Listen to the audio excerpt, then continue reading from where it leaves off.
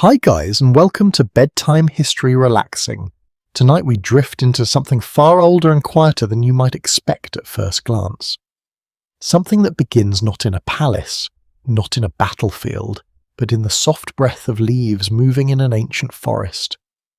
You're standing in that space now, though you might not realize it yet. The air feels damp, green, and endlessly patient, as if the world has not decided what it wants to become. Somewhere in the distance, a wind moves through wild trees, and you get the strange feeling that even time itself is still learning how to walk.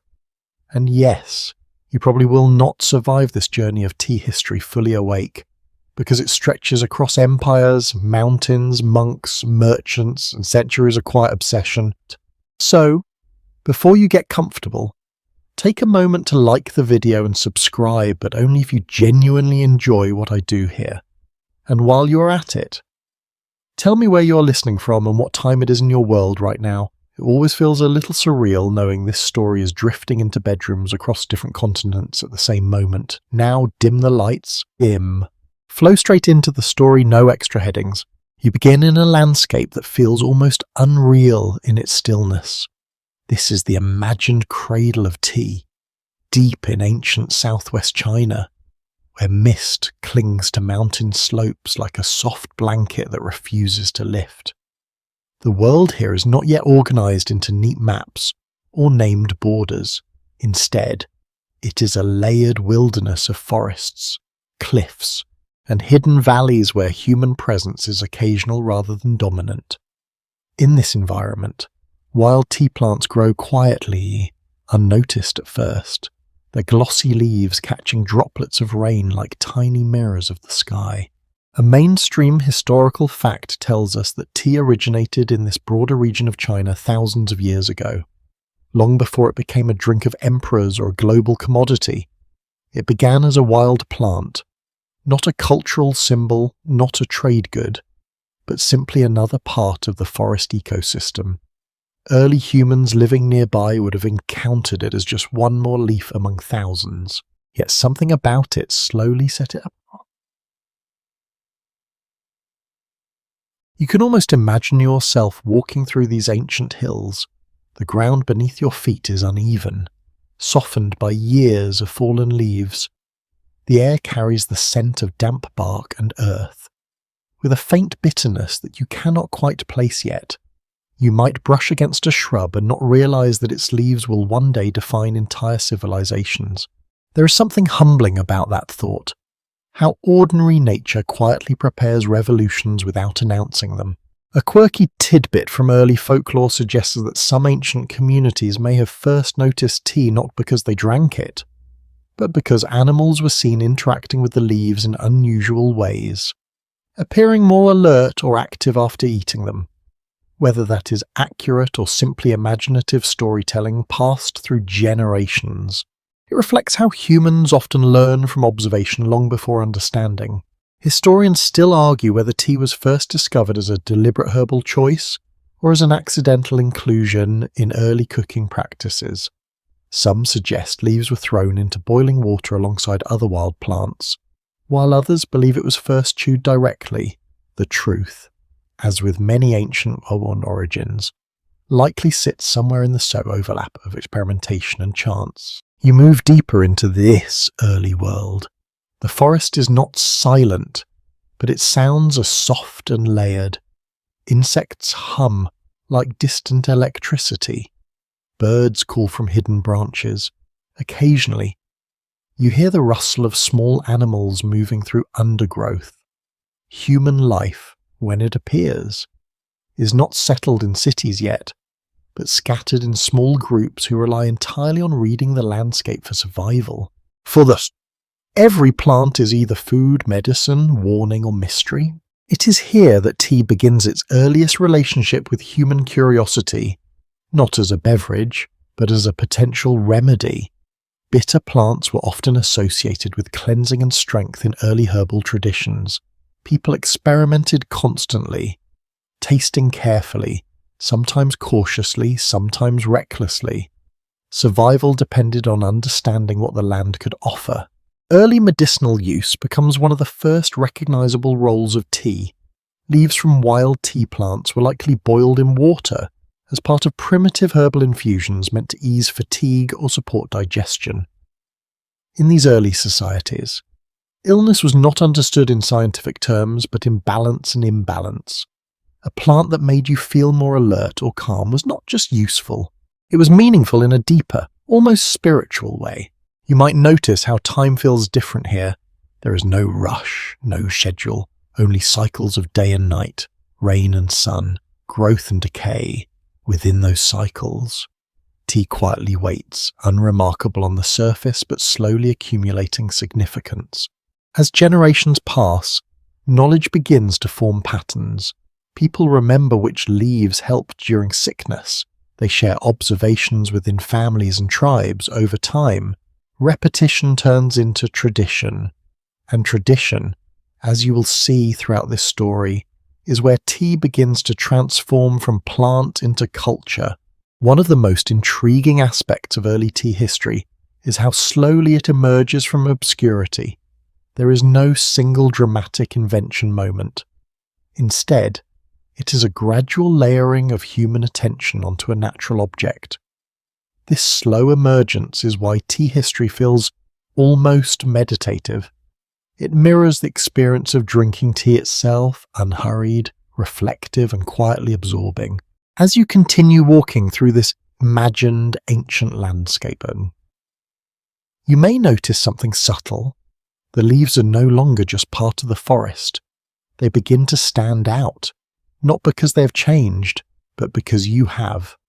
Awareness is the first step in transformation, even before names are given. And somewhere within this slow awakening, the earliest human relationship with tea has already begun. Though no one living here would ever call it that, to them, it is simply another part of the living world, waiting patiently for centuries of discovery that have not yet arrived. The forest deepens around you as the story continues, and the world feels slightly more defined now, as if the mist has begun to organize itself into shapes that humans can recognize. You are still in those ancient mountain regions, but something subtle has changed. The presence of early people is no longer distant or imagined. It is closer now, woven into the rhythm of the land itself. You move through a landscape where wild tea plants grow in clusters along shaded slopes, their leaves catching light in soft green flashes whenever the canopy opens above. A mainstream historical fact tells us that the earliest confirmed natural habitat of tea plants is in the borderlands of what is now southwestern China, northern Myanmar, and parts of northeastern India. These regions share a humid, mountainous climate that allowed Camellia sinensis to evolve slowly over time. You do not need to remember the Latin name. What matters is the environment it belongs to. Steep valleys, drifting fog, and soil rich with constant decomposition and renewal. You step carefully through this terrain in your mind. The ground is uneven, sometimes soft with wet earth, sometimes hardened by roots that twist like hidden pathways beneath the surface. Water flows nearby in narrow streams, carrying the sound of movement even when everything else feels still.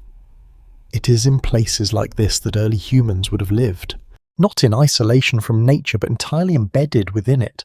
A quirky tidbit preserved in later cultural stories suggests that some early groups believed certain plants could store the memory of mountains, and tea was sometimes included in these beliefs because of its resilience and ability to thrive in difficult conditions. While this is not scientific, it reveals something important about how early people interpreted the natural world. Not as separate objects, but as living expressions of place and spirit. You begin to notice how human presence enters this environment more clearly now. Small groups of early agricultural communities move through forest edges, not yet fully settled, but beginning to establish patterns of cultivation. They are still deeply connected to wild gathering, collecting roots, leaves, and herbs from the surrounding landscape.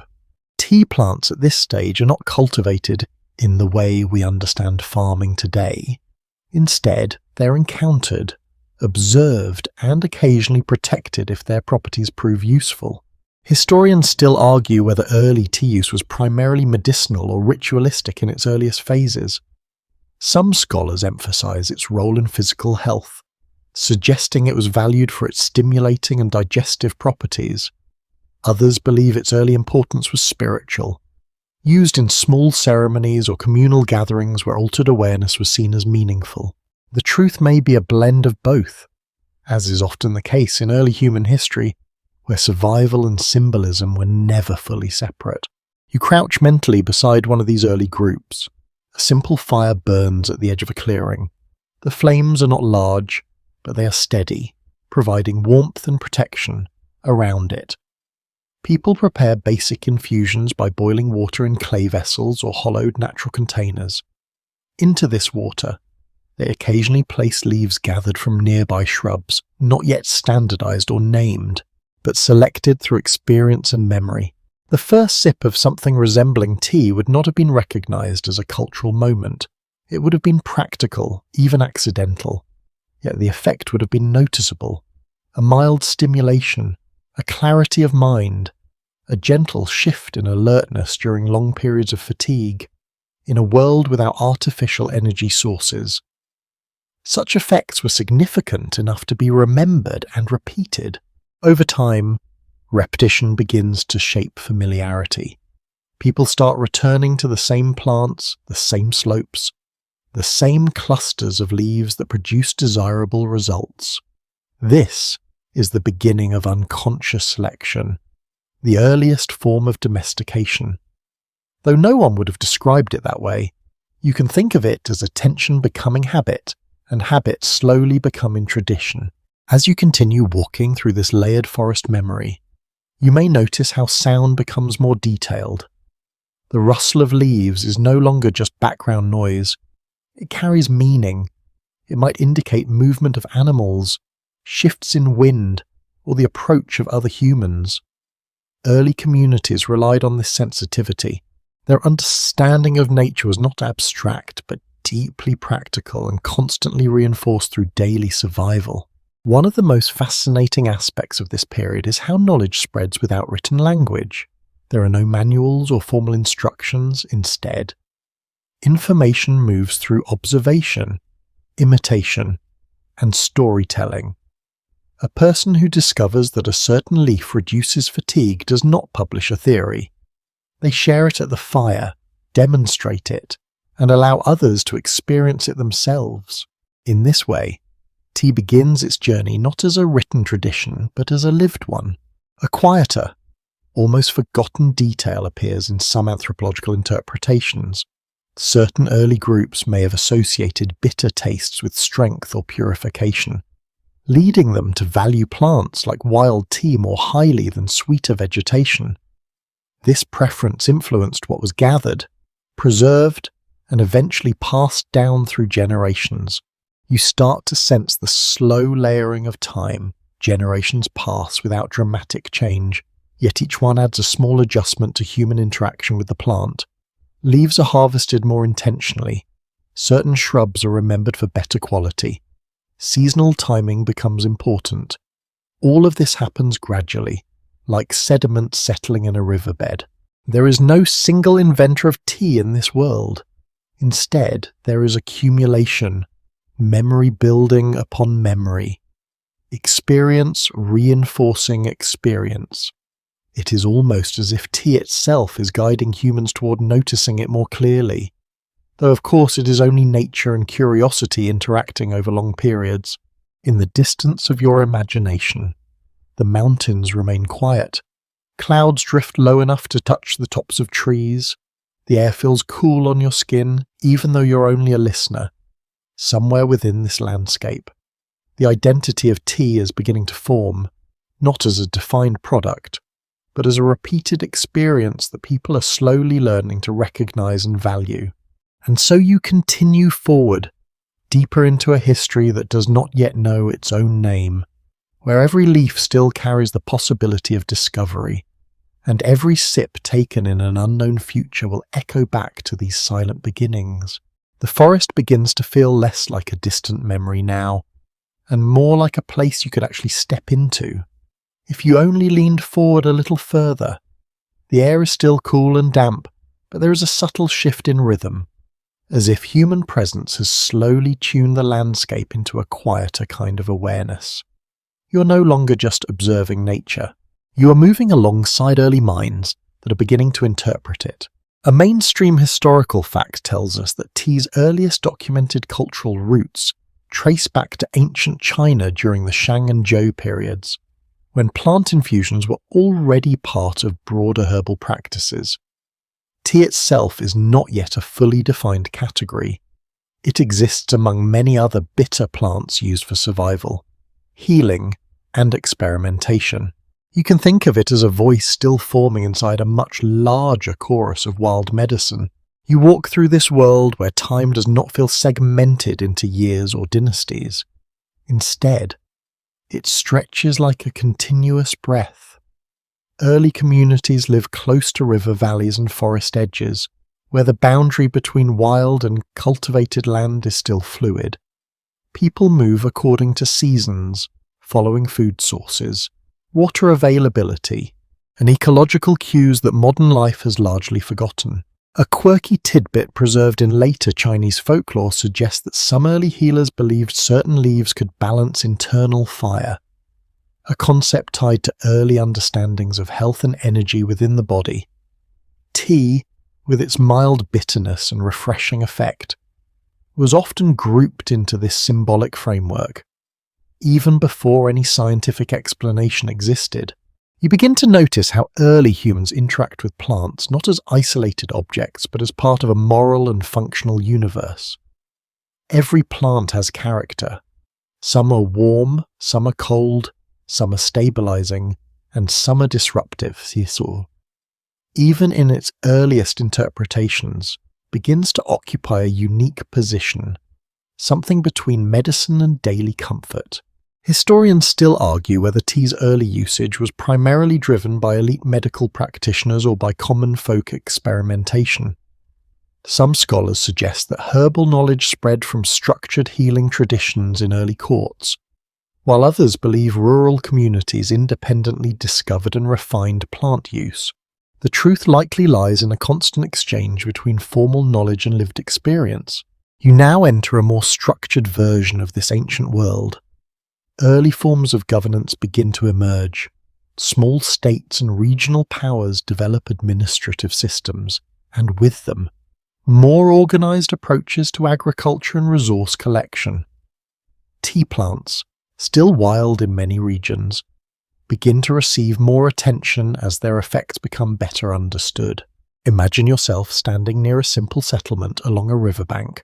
Wooden structures rise modestly from the ground, smoke drifting upward from cooking fires. People here are no longer fully nomadic, but they are still deeply tied to the surrounding environment. They gather wild plants regularly, and tea leaves are increasingly part of this routine. At this stage, tea is still not standardized. There is no fixed preparation method. Some people boil leaves directly, others dry and crush them, while some simply steep them briefly in hot water. The results vary, but the shared experience of alertness and clarity begins to create a recognizable pattern. One of the most important developments in this period is the growing awareness of consistency. People begin to notice that certain regions produce better leaves. Elevation, soil, and climate become subtle factors in quality, even if not yet scientifically understood. This is the beginning of what will eventually become tea cultivation, though it is still far from organized farming. A quieter scholarly debate persists around whether early tea consumption was socially structured or broadly accessible. Some researchers argue that tea first appeared in elite circles where medicinal knowledge was concentrated, while others suggest it was widely used among common communities long before it reached formal recognition.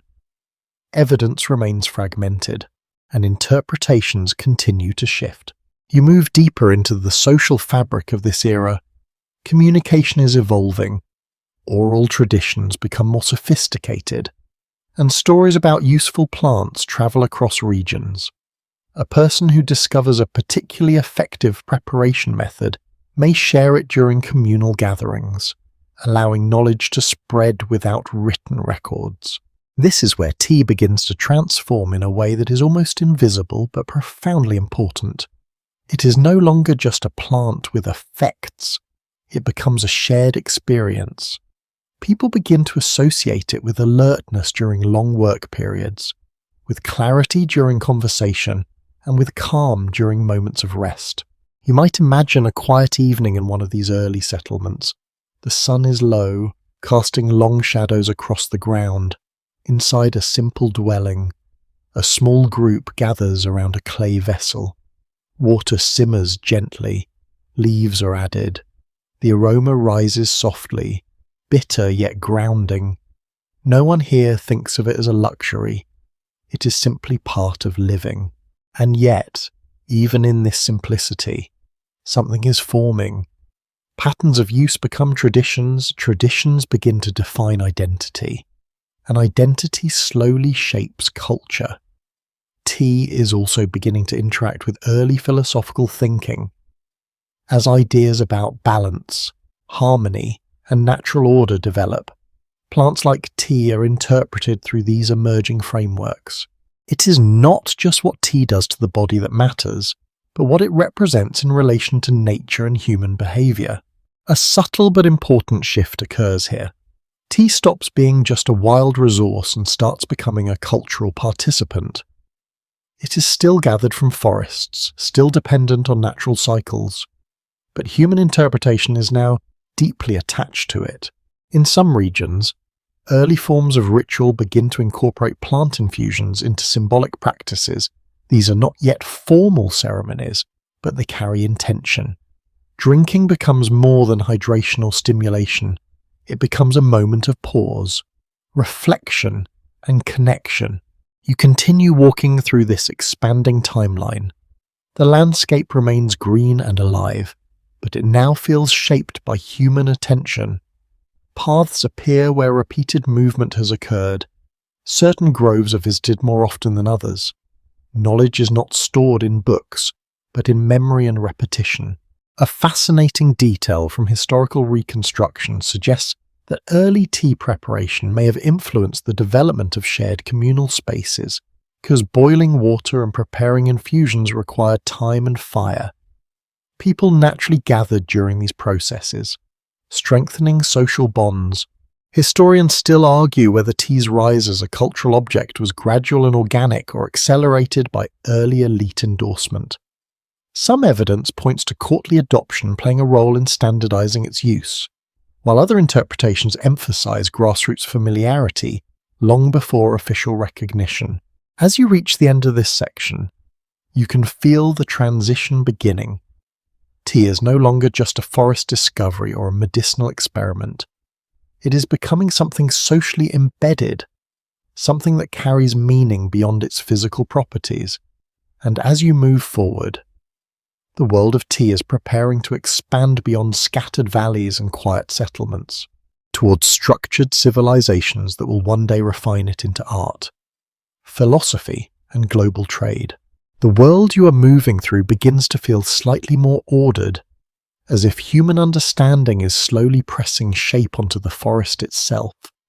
The wild valleys are still there, the rivers still cut their patient paths through stone, but something new is happening in the way people interpret what they find. You are entering a time when tea is no longer just noticed in passing. It is being studied, tested, and quietly relied upon. A widely accepted historical record indicates that during early Chinese antiquity, especially in the transition from primitive herbal experimentation to more structured medical thinking, plant infusions began to take on defined roles in healing practices. Tea, still not separated from other bitter herbs, starts to appear in contexts related to digestion, fatigue, and mental clarity. You find yourself beside a slow river where early practitioners gather plants with deliberate intention. These are not yet doctors in a modern sense, but individuals with accumulated knowledge of herbs, often passed down through families or apprenticeships. Their understanding of the body is symbolic rather than anatomical. Health is viewed as balance, not measurement. Water is central here. Always water. It is collected, heated, and transformed into a medium for extraction. Clay vessels sit near small fires, and leaves are added carefully, not randomly anymore. There is hesitation in the movements, a sense that every plant carries consequence. Tea leaves, when included, are chosen for their bitterness and their effect on alertness after long periods of labour or illness. A lesser-known anecdote preserved in early medicinal lore suggests that some healers believed tea could clear the fog of the mind, a phrase that likely referred to mental fatigue or emotional heaviness. Whether this was literal observation or poetic interpretation is unclear, but it reflects how early societies tried to describe cognitive states without modern vocabulary. You can almost feel the quiet concentration of these early gatherings. The fire crackles softly. Steam rises in slow curls. People sit in a loose circle, observing both the preparation and the person receiving the infusion. There is no separation between treatment and ritual. Everything is observation. The body, in this early worldview, is not a machine but a landscape. Illness is not an error but a disruption in flow. Plants like tea are used to restore movement within that internal landscape. This is why bitterness matters so much. Bitter taste is associated with cleansing and correction, a sensory signal that something is being adjusted. Some academic discussions remain divided on whether tea was originally categorized as a medicinal substance or simply absorbed into broader herbal practice without distinction. One perspective argues that tea gained early recognition due to its consistent stimulating effects, while another suggests it was indistinguishable from other leaf-based infusions until much later standardization. You continue walking through this evolving mental landscape. The forests are still present, but now they feel more like resource networks than untouched wilderness. Human attention is beginning to map meaning onto specific plants. Certain groves are remembered, certain slopes are revisited. Knowledge is no longer accidental. It is curated through experience. In small settlements, tea preparation begins to take on a rhythm. Morning and evening become natural points for gathering and boiling water. These moments are not yet formal rituals, but they create structure in daily life. The act of preparing tea introduces pause into routines otherwise dominated by physical labour. You might imagine a healer sitting near the edge of a settlement, watching a patient recover from exhaustion or fever. The infusion is simple, unrefined, likely bitter and uneven in strength, yet its effects are noticeable enough to be recorded in memory and repeated in similar cases. Over time, repetition becomes trust. What is fascinating in this stage is how observation replaces theory. There is no scientific framework guiding these decisions. Instead, patterns emerge slowly through lived experience. If something works consistently, it is kept. If it fails, it is discarded. Tea survives this informal testing process because it repeatedly produces a subtle but valuable effect, alertness without overwhelming stimulation. You begin to notice how early humans respond emotionally to these effects as well. Relief, calm, and clarity are not just physical sensations but interpreted experiences. A person recovering from fatigue may describe feeling lighter or more open. Even if the actual change is biochemical, language is still forming around internal states.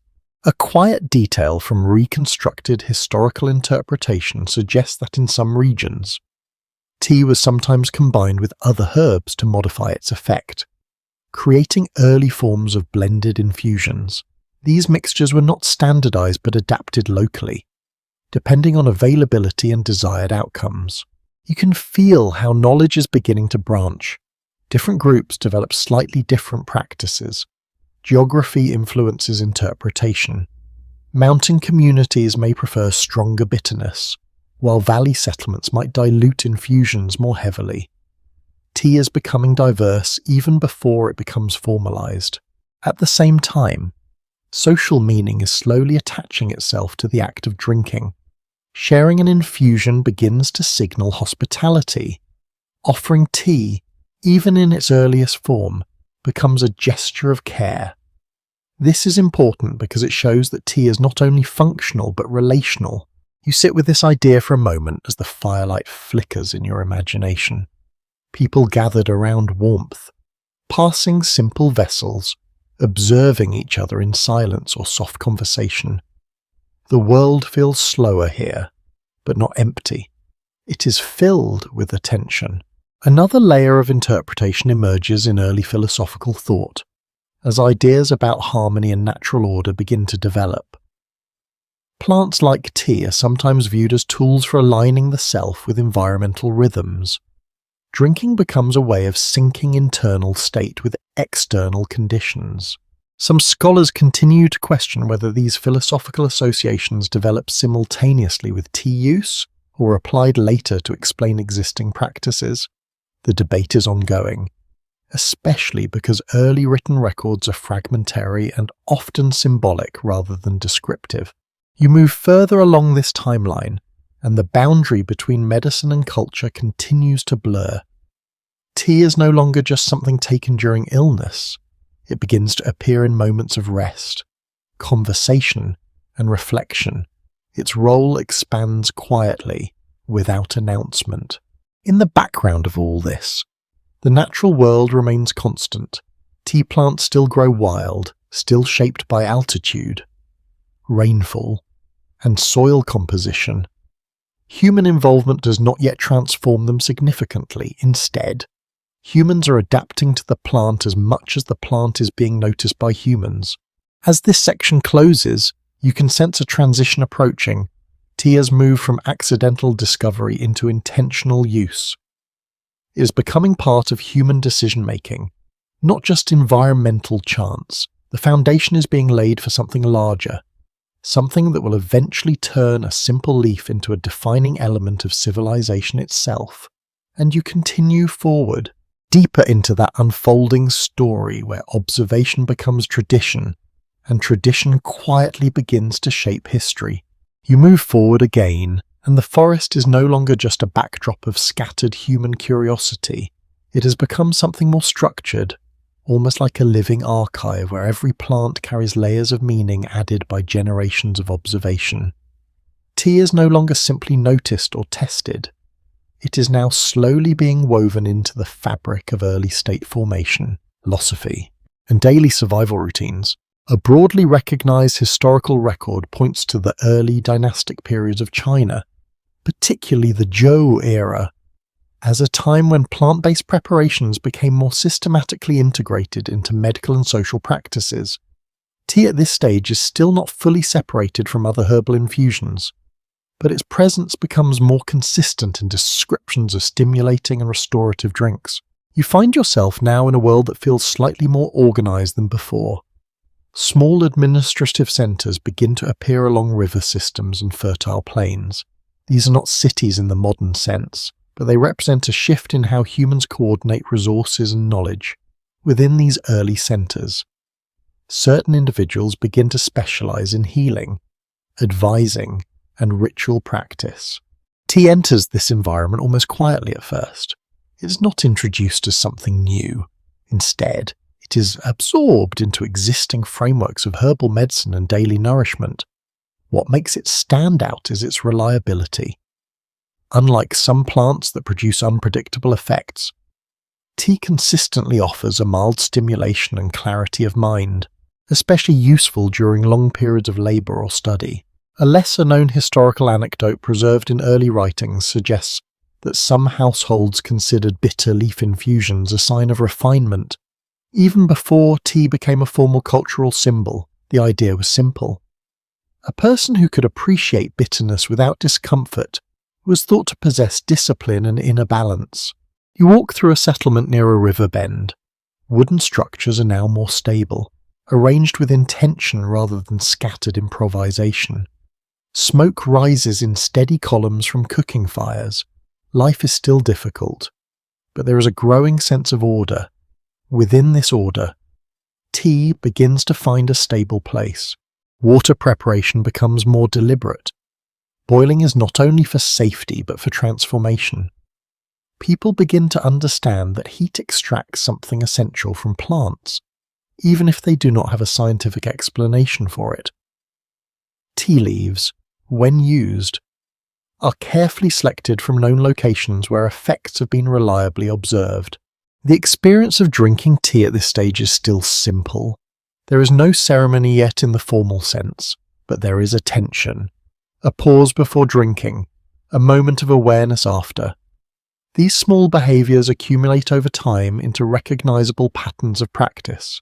Some scholarly interpretations propose that tea's early institutional role may have been influenced by its compatibility with bureaucratic life. Officials, scribes, and advisors often required long hours of concentration. A mild stimulant that did not disrupt mental clarity would naturally become valuable in such contexts. Other researchers caution against assuming direct causation, arguing that tea's spread was more ecological than institutional at first, driven by availability and habit rather than deliberate adoption by elites. The debate continues because early documentation is sparse and often symbolic rather than descriptive. You begin to notice how tea is increasingly tied to human productivity. It is not just something consumed during illness or fatigue. It becomes part of work cycles, morning preparation, midday refreshment, and evening recovery start to form a loose rhythm in some communities. A subtle but important shift occurs in perception. Tea is no longer only evaluated by taste or immediate effect. It is now associated with mental state over time. People begin to notice how it influences focus, patience, and endurance. These qualities are especially valued in environments where agriculture, administration, and craft production are expanding. In some regions, early texts and oral traditions hint at the idea that tea helps align the body with natural cycles. This interpretation reflects broader philosophical movements of the time, where harmony between humans and nature becomes an important conceptual framework. Tea is gradually absorbed into this worldview, not as a mystical object, but as a practical aid to balance. A quiet but fascinating detail from reconstructed cultural patterns suggests that tea preparation may have contributed to the development of shared time spaces in early settlements. Because boiling water requires patience, groups naturally gathered during preparation, creating informal moments of social exchange and coordination. You sit in that imagined space now, a small group around a fire.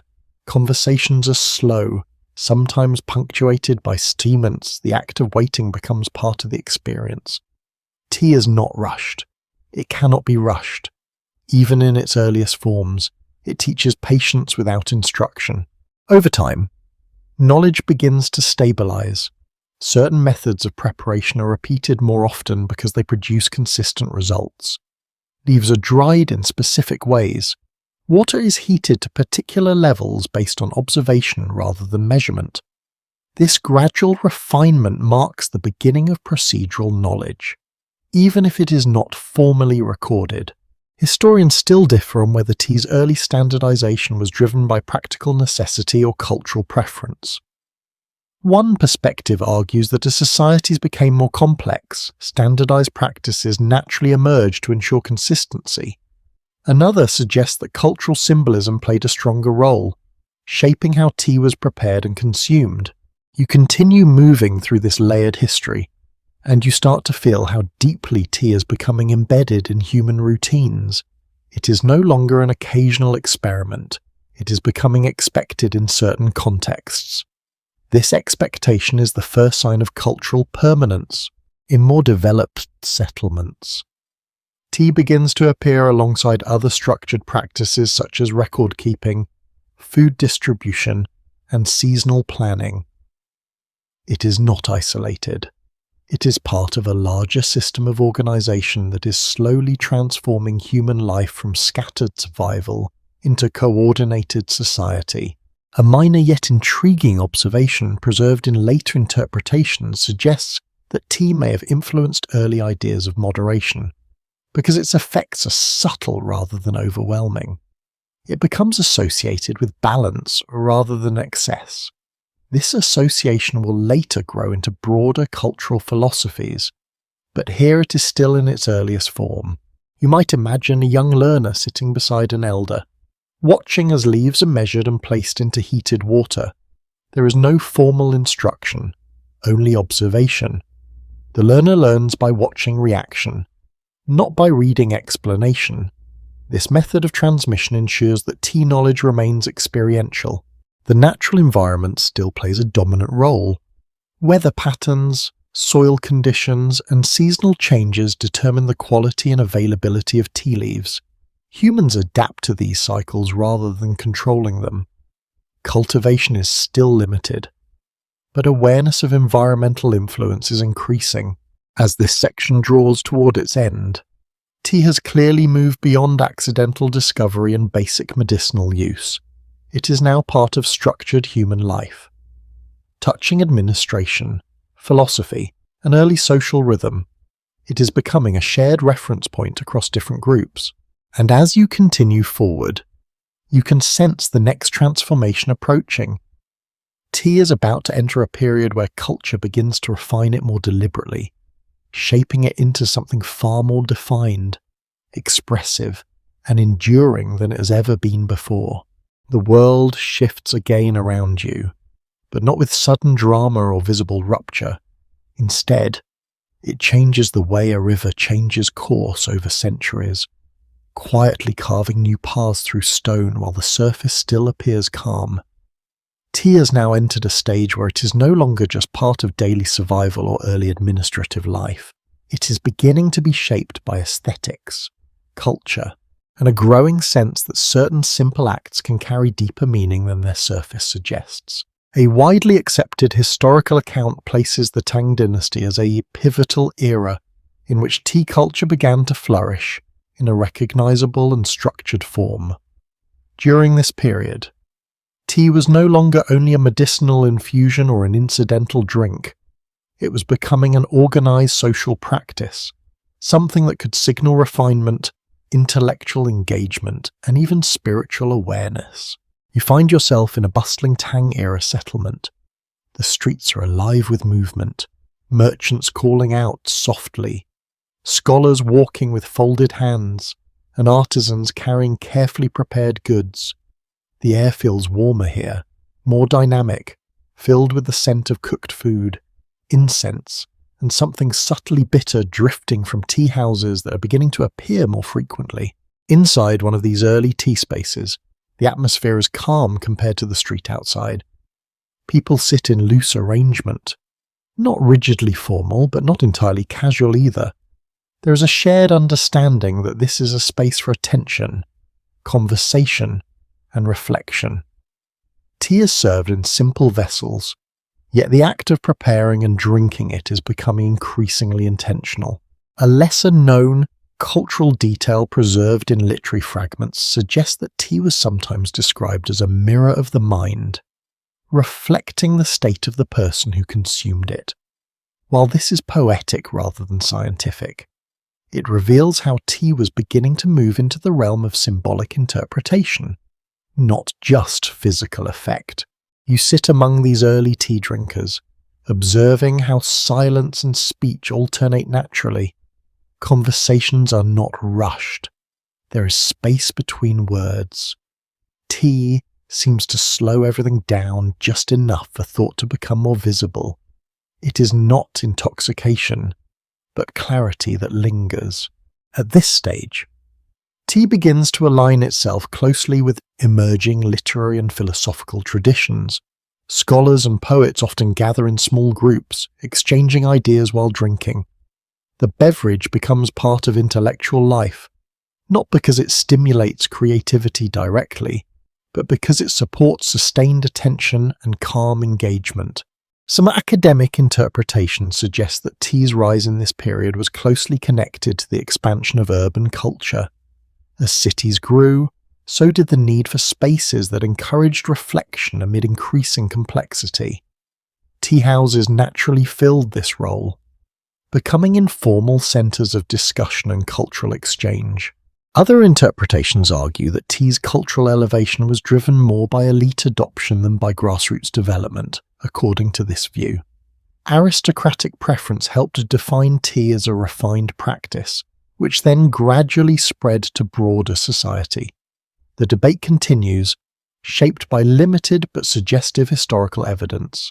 You begin to notice how tea preparation itself is evolving.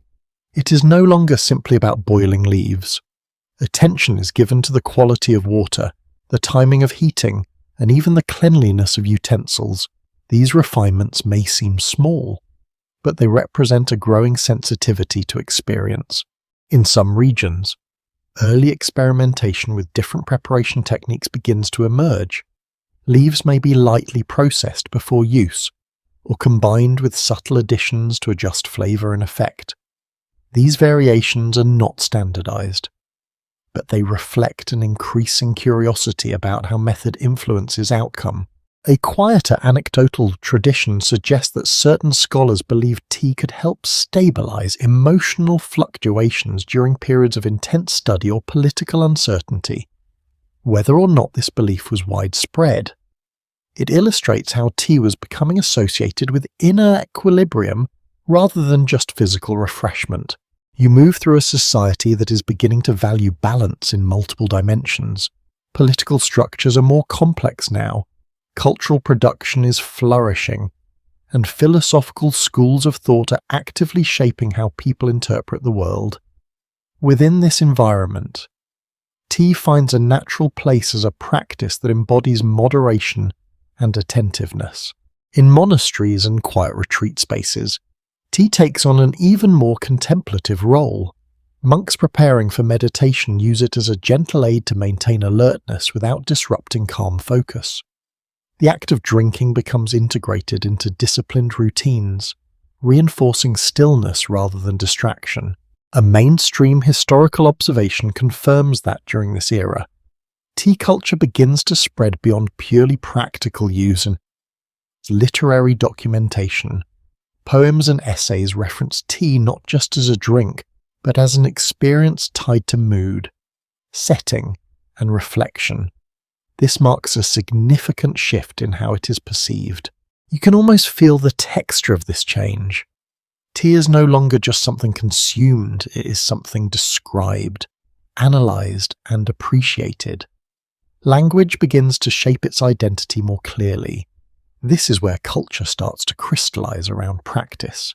Historians still debate whether the formalisation of tea culture during this period was a natural outcome of social complexity or a deliberate effort by intellectual elites to define refined behaviour.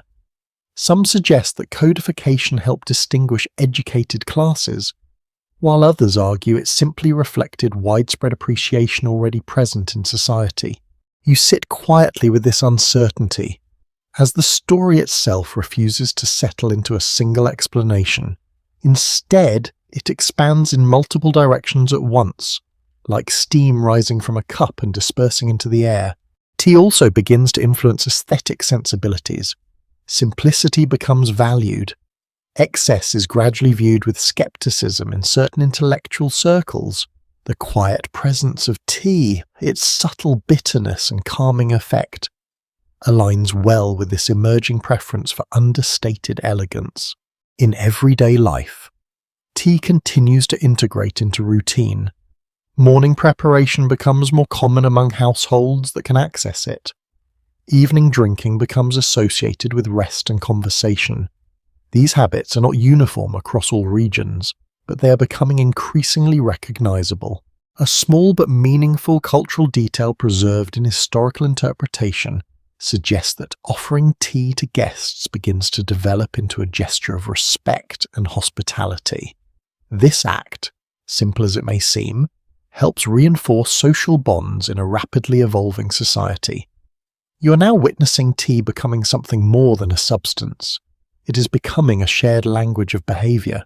The way it is offered, prepared, and consumed begins to carry meaning beyond the drink itself. As this section moves toward its close, you can sense the next transformation forming on the horizon. Tea has moved through wild forests, early healing practices, and into structured cultural life. It is now ready to travel beyond its place of origin, carried by trade, philosophy, and human curiosity into regions far beyond what its earliest observers could have imagined, and you continue forward, watching as a simple leaf begins its journey towards becoming a symbol of connection across worlds. The atmosphere around you shifts again, becoming more refined, almost intellectual in texture. Tea is no longer simply part of daily life or early cultural expression.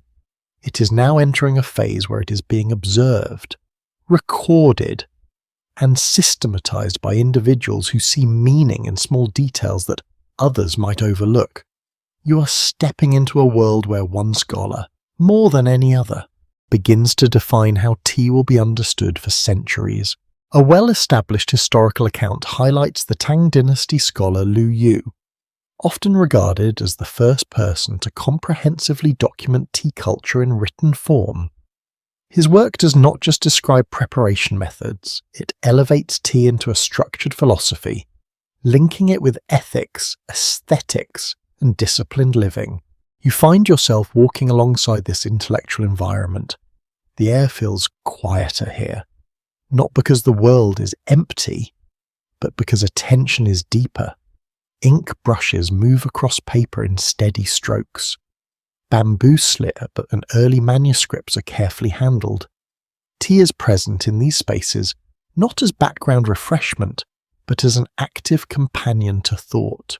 Lu Yu's influence is not immediate in a dramatic sense. Instead, it spreads gradually through copying, commentary, and teaching. His ideas begin to shape how people think about water quality, leaf selection, heating methods, and even the emotional state of the person preparing tea. Everything becomes slightly more deliberate. A lesser-known cultural observation preserved in later interpretations suggests that Lu Yu was deeply interested in the relationship between environment and perception. He believed that the experience of tea changed depending on purity of water, surrounding landscape, and even the mental focus of the drinker. Whether this reflects historical fact or philosophical embellishment is still uncertain, but it shows how deeply tea was becoming tied to perception itself. You are now in a space where tea preparation feels almost ritualistic in its precision. Water is not just boiled, it is judged. Leaves are not just chosen, they are evaluated. Even the vessel matters, as if each component contributes to the final experience in subtle but important ways. One of the most interesting interpretive discussions among researchers centers on whether Lu Yu invented tea culture or merely recorded practices that already existed in widespread but unorganized form. Some argue that his work unified fragmented traditions into a coherent system.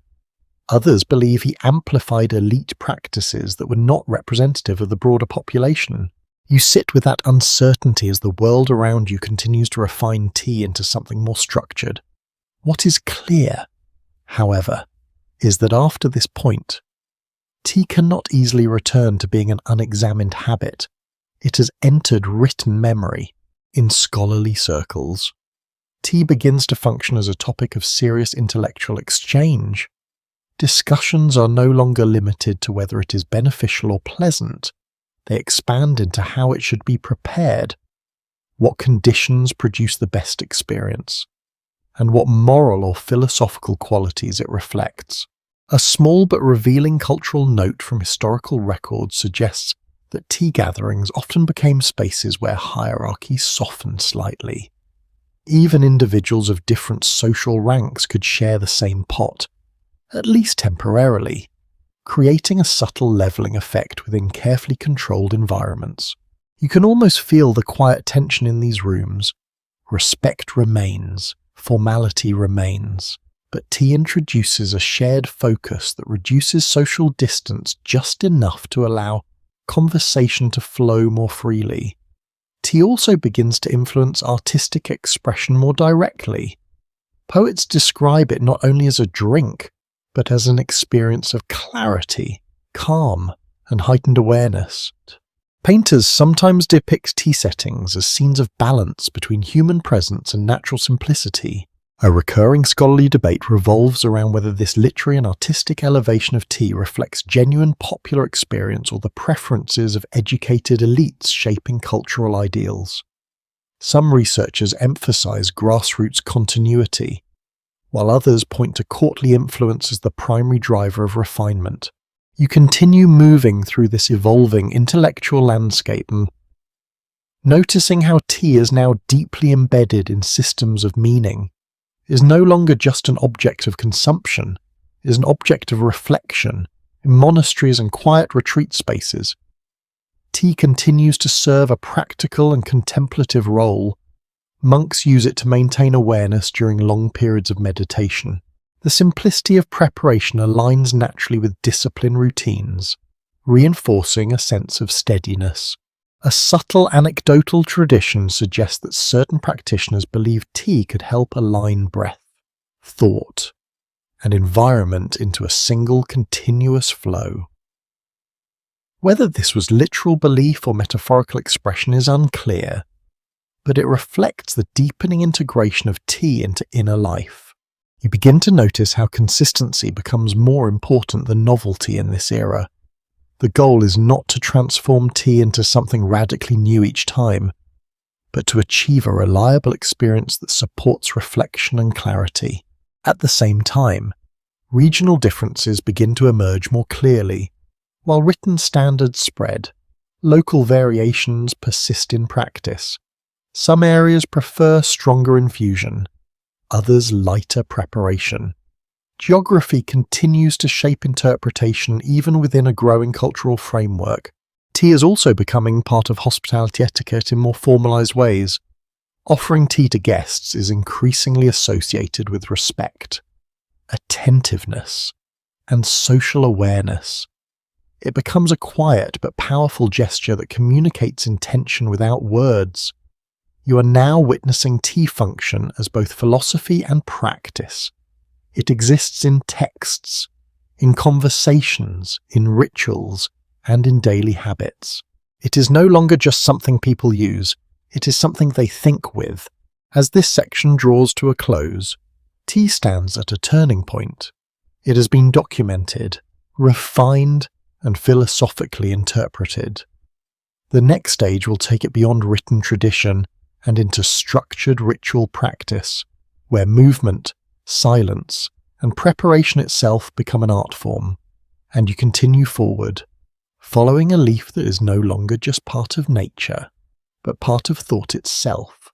The world around you quiets again, but not in the way a forest becomes silent. This is a cultivated silence shaped by intention.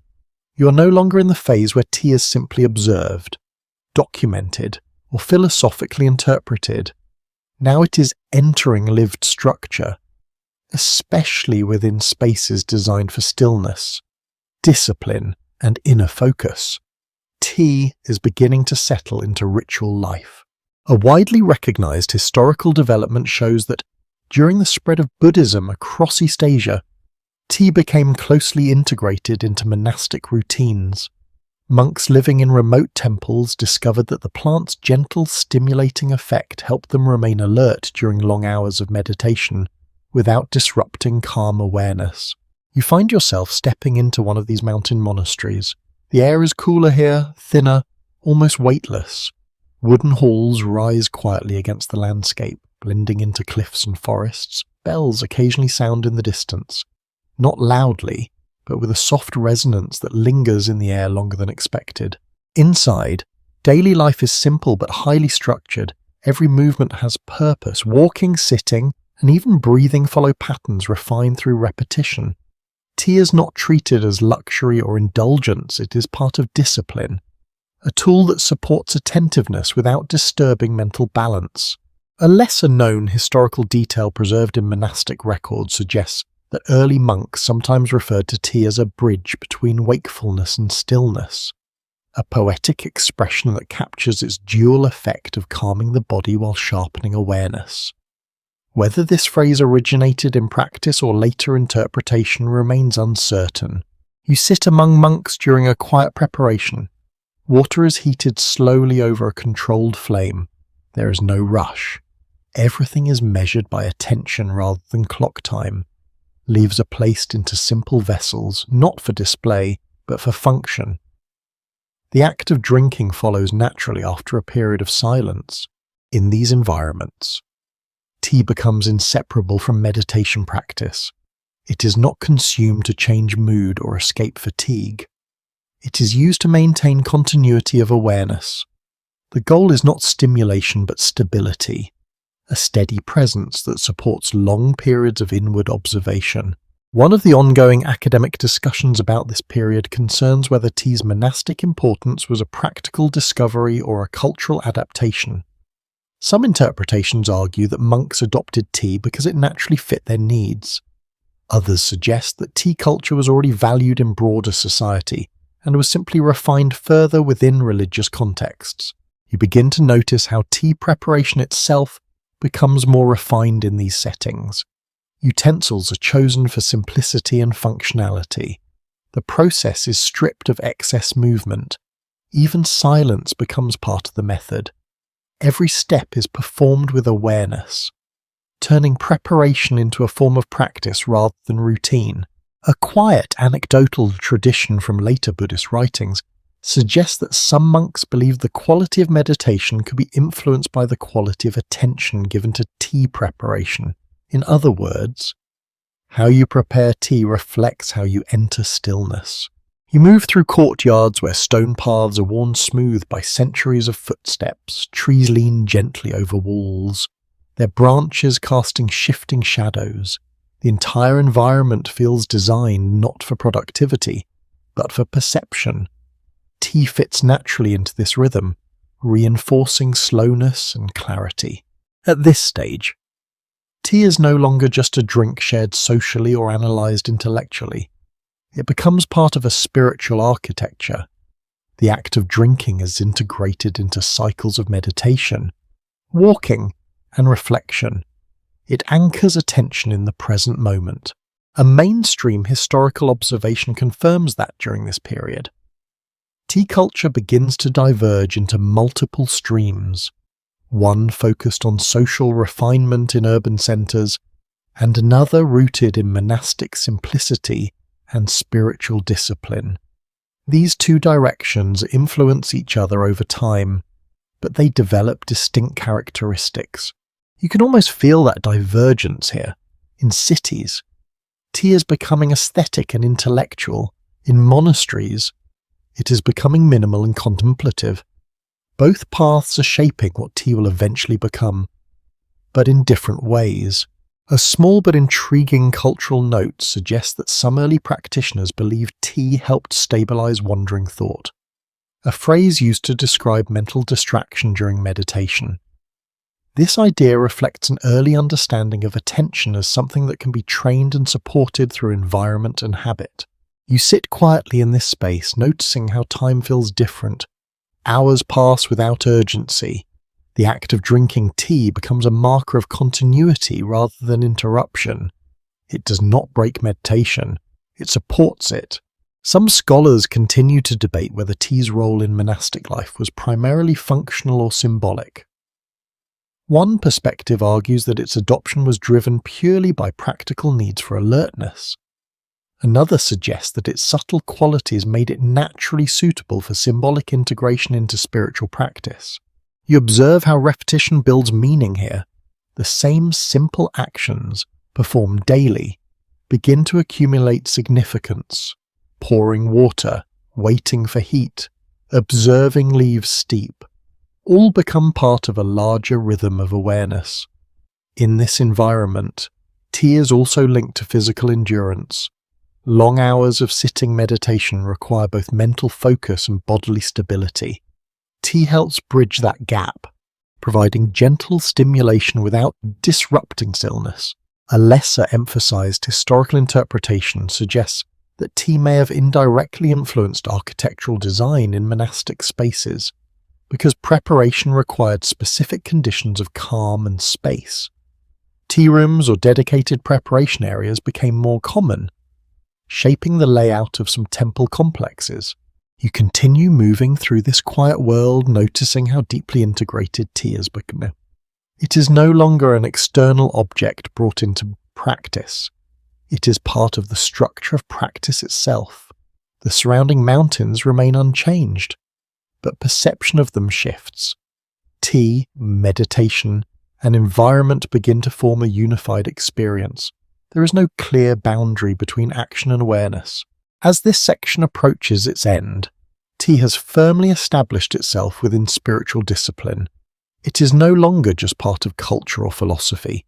It is part of practice, shaping attention itself, and as you move forward.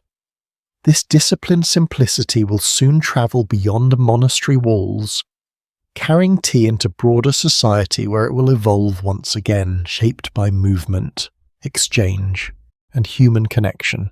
The silence around you changes texture again, becoming less enclosed and more expansive, as if the mountain monasteries you just left are now dissolving into distance. Tea is no longer confined to disciplined spiritual spaces. It is beginning to travel outward, carried by people, ideas, and shifting cultural currents. You are now entering a phase where tea crosses borders of language, belief, and geography, taking on entirely new meanings as it moves. A well-documented historical development shows that tea travelled from China to Japan through Buddhist monks who journeyed between the two regions. These monks did not carry tea as a commercial good at first. They carried it as part of spiritual practice, along with texts, rituals, and philosophical teachings. Tea arrived as something sacred in function, not yet as a widespread daily beverage. You find yourself standing at a coastal threshold, where land meets sea. The air is salty and cool, filled with the sound of waves breaking against wooden boats. Travellers prepare for departure, carrying small bundles of carefully preserved leaves. The ocean ahead is vast, uncertain, and full of possibility. When tea reaches early Japanese monastic communities, it enters a cultural environment already deeply shaped by meditation, discipline, and aesthetic sensitivity. Here, it does not need to be forced into relevance. It fits naturally into existing practices of attention and simplicity. A lesser-known cultural observation preserved in early records suggests that some monks initially valued tea not only for alertness during meditation, but also for its ability to support long periods of ritual chanting and study. Its subtle stimulation made it uniquely suitable for sustained focus without emotional disturbance. You move into these early Japanese temple spaces. The atmosphere is quiet but not empty. Wooden architecture blends with surrounding forests and hills. Light filters softly through sliding panels. Inside, monks sit in arranged stillness, while tea is prepared in simple, deliberate movements.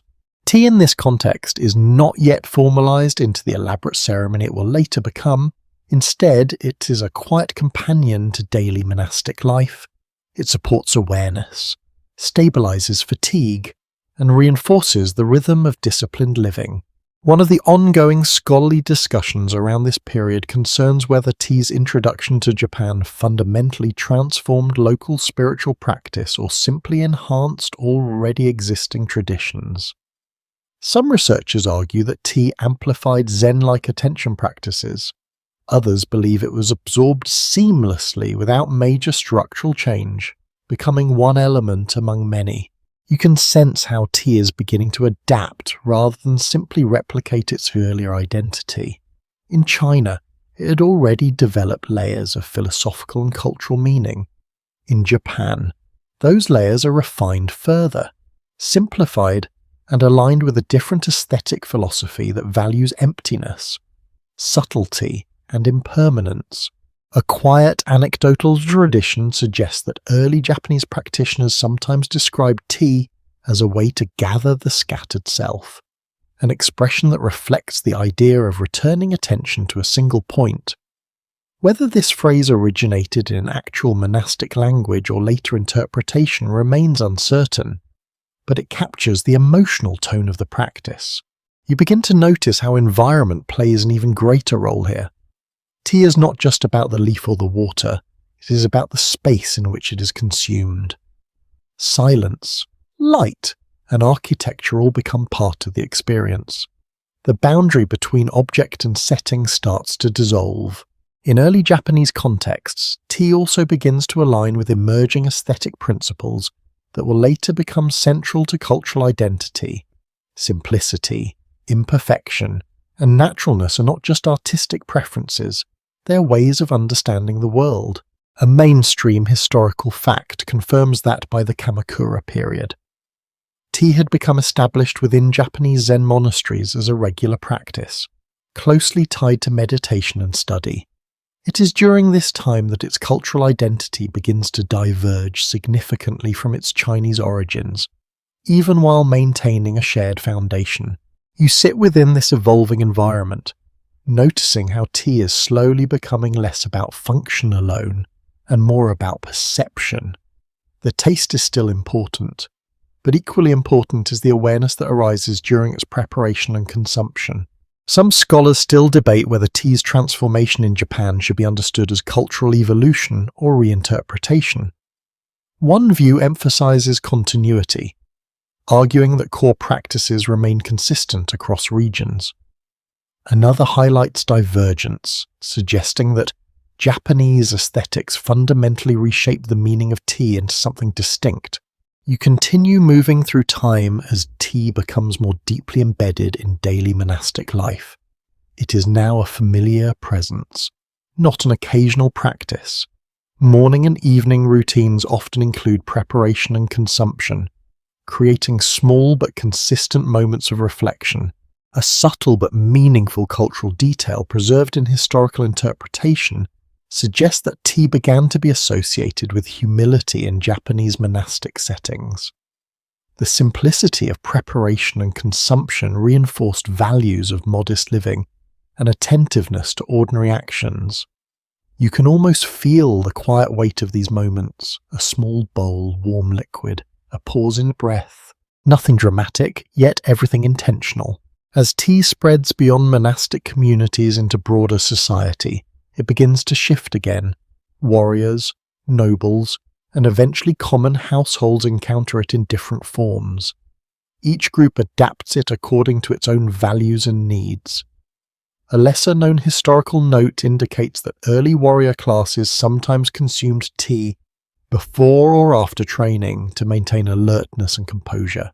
This functional use coexisted with more spiritual interpretations, showing how flexible tea had become.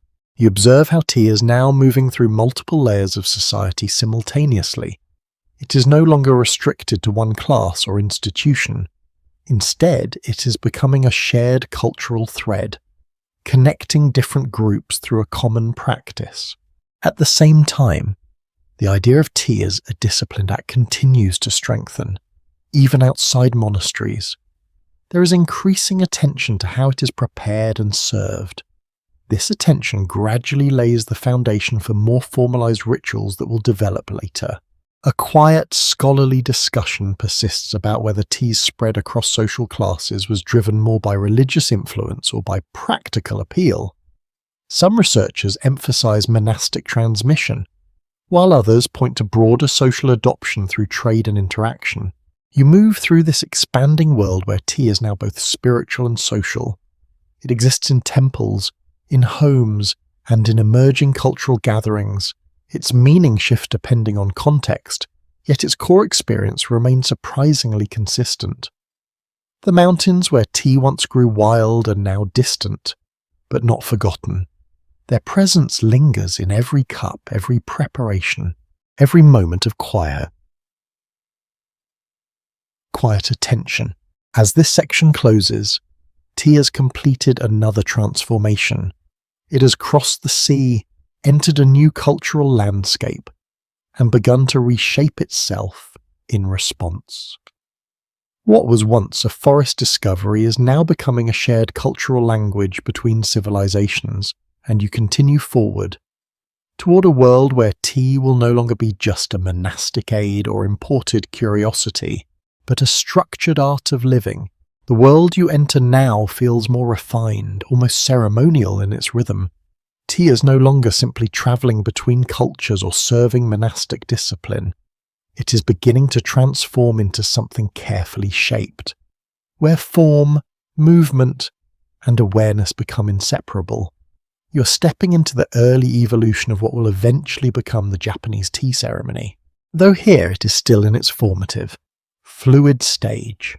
A well-established historical understanding shows that during the Kamakura period in Japan, tea culture began to expand beyond monasteries and gradually entered the lives of warrior elites and aristocratic households.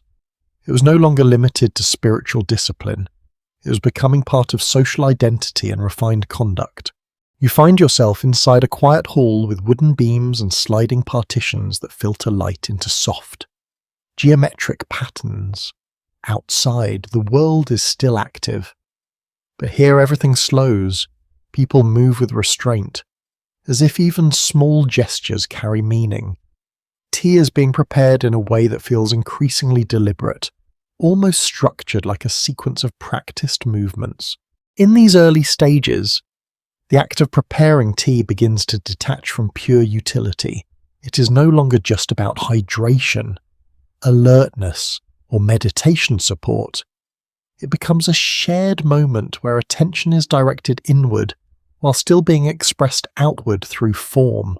A lesser-known cultural observation preserved in early accounts suggests that some early practitioners believed the quality of tea was influenced as much by the mindset of the host as by the leaves themselves.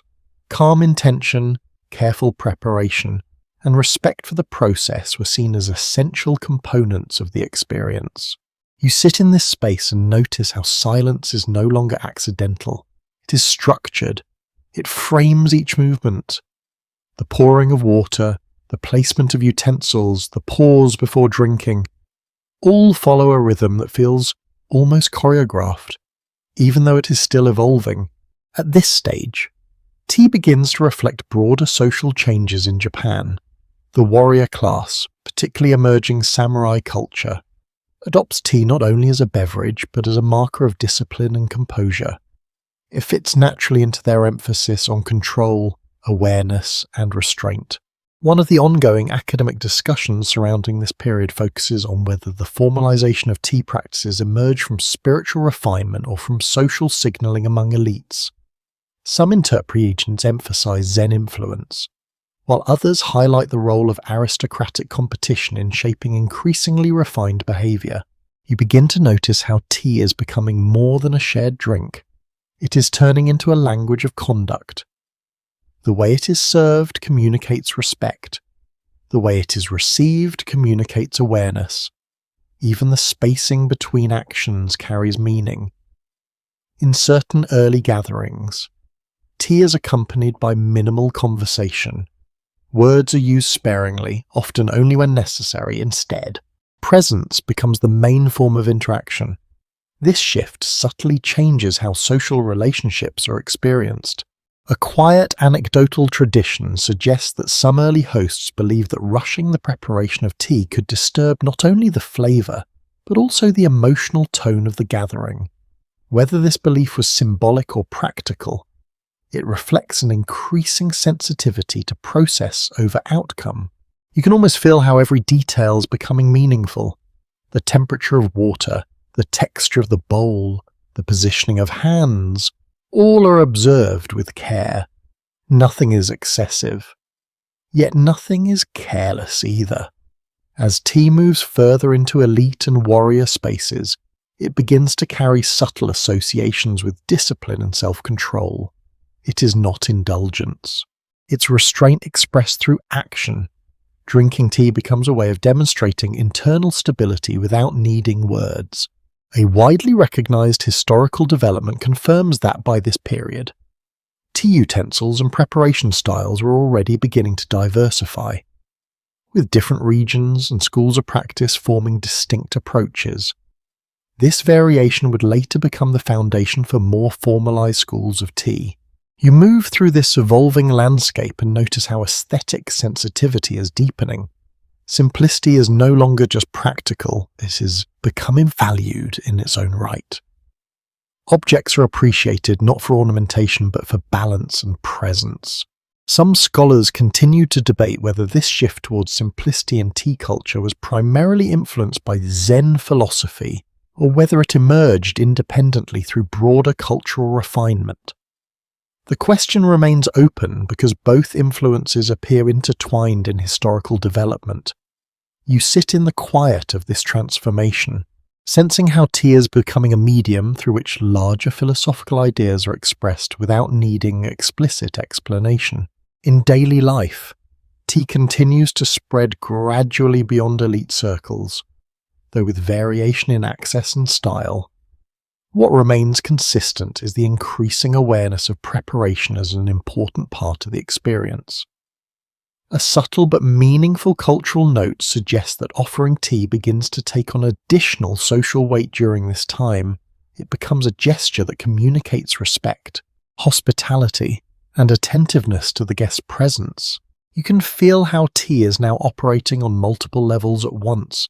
It is physical, sensory, social, and increasingly symbolic. Each layer reinforces the others without conflict. As this section approaches its close, tea has moved beyond simple adoption. It is now entering structured refinement, where form begins to matter as much as function. What was once a practical infusion has become a disciplined practice of attention and presence, and you continue forward toward a world where this refinement will expand into fully developed ceremony, shaping not only how tea is consumed, but how entire moments of life are experienced. The atmosphere shifts again, and this time it feels less like entering a new place and more like following movement itself. Tea is no longer only being refined within isolated cultural spaces, it is now in motion across vast distances, carried along trade routes that connect regions, climates, and entire civilizations. You are stepping into a world where tea begins to leave the boundaries of origin and enter the logic of exchange. A well-documented historical record shows that tea became an important commodity along the Silk Road and related trade networks, moving gradually from inland China towards Central Asia and beyond. While its earliest forms were still regional, its values are preserved. Transportable good allowed it to travel far beyond the mountains where it first developed. You find yourself walking beside a caravan route. The air is dry, stretched thin under wide skies. Dust rises slowly with each movement of pack animals. Traders move with patience, not urgency, because distance here is measured in days and weeks rather than hours. Among textiles, spices, and metals, bundles of dried tea leaves are carefully stored, wrapped to preserve their condition across long journeys. At this stage, tea is not just a drink, it is becoming a portable form of cultural knowledge. Each bundle carries not only physical substance but also embedded habits of preparation and expectation, wherever it arrives. It introduces a familiar yet slightly unfamiliar practice that local populations gradually adapt to their own conditions. A lesser-known historical observation suggests that early tea transported along these routes was often compressed into solid forms for easier carriage, a practical adaptation to long-distance trade conditions. This transformation changed not only its physical shape, but also influenced how it was later prepared and consumed in distant regions. You can imagine the rhythm of this movement: camels moving slowly through desert passes, rest stops where traders exchange goods and stories, firelight flickering at night as water is boiled in simple containers. Tea becomes part of these transitional moments, linking fatigue with restoration. In some regions along these routes, tea is initially treated as an exotic substance. Its bitterness and stimulating effect are unfamiliar, even surprising. Yet over time, repeated exposure leads to adaptation. What was once strange begins to feel useful, even comforting. A widely recognized historical development confirms that tea's expansion across Eurasia was not a single linear movement but a layered process involving multiple trade corridors, including overland and later maritime routes. This complexity meant that tea did not arrive in different regions in identical form. but rather in variations shaped by transport, climate, and local interpretation. You move through these intersecting paths and notice how tea changes slightly with each transition. It is the same plant in origin, but its identity begins to shift depending on where it travels. In some places it is medicinal, in others ceremonial, and elsewhere it becomes a luxury item associated with status and refinement. One of the ongoing scholarly discussions about this period focuses on whether tea spread primarily because of economic demand or cultural curiosity. Some researchers emphasize trade efficiency and market expansion. Others highlight the role of cultural exchange, where travelers adopted tea not only as a commodity, but as a practice worth continuing. You find yourself in a bustling trade hub where languages overlap and goods from distant regions are displayed side by side. Tea is being exchanged here not as a novelty anymore, but as a recognized item of value. Its presence in these markets signals that it has crossed from local tradition into broader economic systems. A quiet anecdotal tradition preserved in merchant accounts suggests that tea was sometimes used during long negotiations to maintain alertness and patience among traders.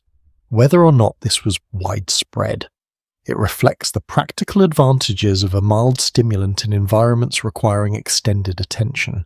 As tea continues to move outward, it begins to interact with new cultural frameworks. In some regions, it is integrated into existing beverage traditions. In others, it becomes distinct enough to form its own category of consumption. Each adaptation adds another layer to its evolving identity. You begin to see how transport changes perception. Something that was once tied to specific mountains and climates now becomes something that can exist almost anywhere, provided there is water, heat, and willingness to adapt. Historians still differ on whether tea's rapid geographic expansion was primarily driven by organized as trade systems or by informal, traveler-based diffusion. One perspective emphasizes structured commercial networks, while another highlights the role of individual travelers and cultural curiosity in spreading practices organically. You continue following this movement, noticing how tea is now embedded in systems of exchange that extend far beyond its original environment. It is no longer defined by where it grows, but by where it travels. In some regions along maritime routes, tea begins to appear in port cities where goods from multiple continents converge. These environments accelerate its transformation from regional product to international commodity. It is here that tea begins to take on new social meanings tied to accessibility and exclusivity. A lesser emphasized historical interpretation suggests that tea's adaptability as both a luxury and everyday item contributed significantly to its global spread. Few other agricultural products could shift so easily between elite and common contexts without losing cultural relevance. You can almost feel this flexibility in the way tea moves through different hands. A merchant evaluates it differently than a monk. A sailor consumes it differently than a scholar. Yet the underlying experience remains recognizable. As trade routes expand, tea also begins to influence language itself. Words associated with it travel alongside the product, adapting phonetics and meanings as they enter new linguistic environments.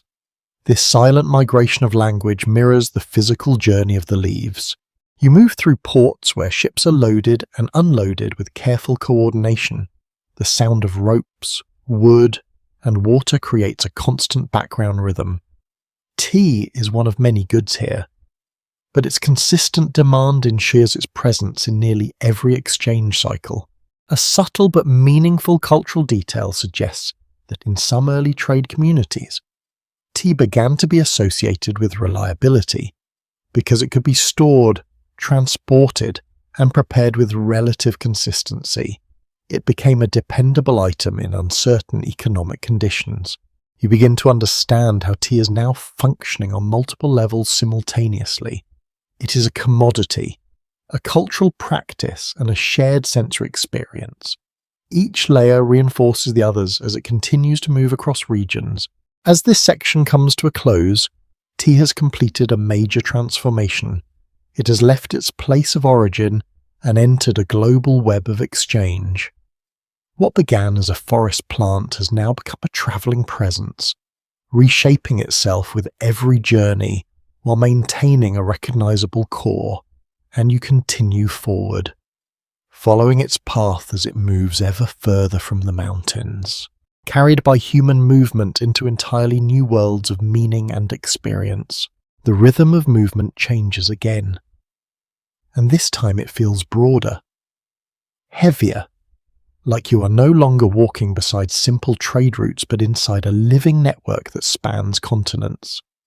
Tea is no longer just travelling outward from its origin, it is being reshaped by the very systems that carry it. You are now following it through the vast influence of Mongol expansion and the transformation of Eurasian connectivity. A well-established historical account notes that the Mongol Empire created one of the most extensive land-based communication and trade networks in history, linking China, Central Asia, the Middle East, and parts of Europe. Within this immense system, goods like tea gained new levels of mobility, supported by structured relay stations and protected routes. You find yourself moving along one of these imperial corridors. The landscape is wide and open, stretching endlessly under a pale sky. Horse riders pass at speed, carrying messages sealed with authority. Caravan groups move with coordinated efficiency, stopping at designated stations where food, rest, and goods are exchanged with remarkable organisation. Tea, within this system, benefits from stability of movement. What once depended on slow, uncertain travel through fragmented regions now moves with relative consistency. It is no longer just a regional specialty. It becomes part of an interconnected imperial economy that values speed, reliability, and standardization. A lesser-known historical detail preserved in travel accounts suggests that tea was sometimes used in relay stations as a practical refreshment for messengers and officials who required sustained alertness during long journeys. Its mild, stimulating properties made it especially useful in environments where rest was limited. You can imagine the interior of one of these stations, simple but functional. Wooden structures built for efficiency rather than decoration. Fires burning steadily. Travellers entering and leaving in cycles. Tea being prepared quickly, not ceremonially, but with enough care to maintain its effect. At this stage, tea is beginning to lose some of its earlier localised identity. It is no longer tied exclusively to monasteries, scholarly circles, or regional customs. Instead, it is becoming standardised through repeated use across large geographic distances. This standardization does not erase variation, but it creates a shared baseline experience. One of the ongoing scholarly discussions about this period focuses on whether Mongol expansion directly accelerated tea's spread or merely facilitated pre-existing trade trends. It is no longer just a beverage or even a commodity. It is part of an interconnected system of production, labour, trade and consumption that spans continents. At the same time, tea continues to evolve culturally. In Britain, it becomes associated with domestic stability, politeness, and structured social interaction. It appears in literature, etiquette manuals, and everyday conversation as a symbol of order within changing times. Historians still differ on whether tea's cultural prominence in Victorian society was primarily a result of imperial trade expansion or whether it reflected deeper social needs for routine, comfort, and controlled interaction in rapidly industrializing environments. You continue moving through this world and notice how tea is now fully integrated into both public and private life. It appears in homes, workplaces, social gatherings, and institutional settings. It is everywhere, yet still retains a sense of quiet presence. A subtle but meaningful cultural observation suggests that tea also played a role in shaping gendered domestic space, particularly in Victorian households where tea gatherings often structured social interaction and reinforced household roles.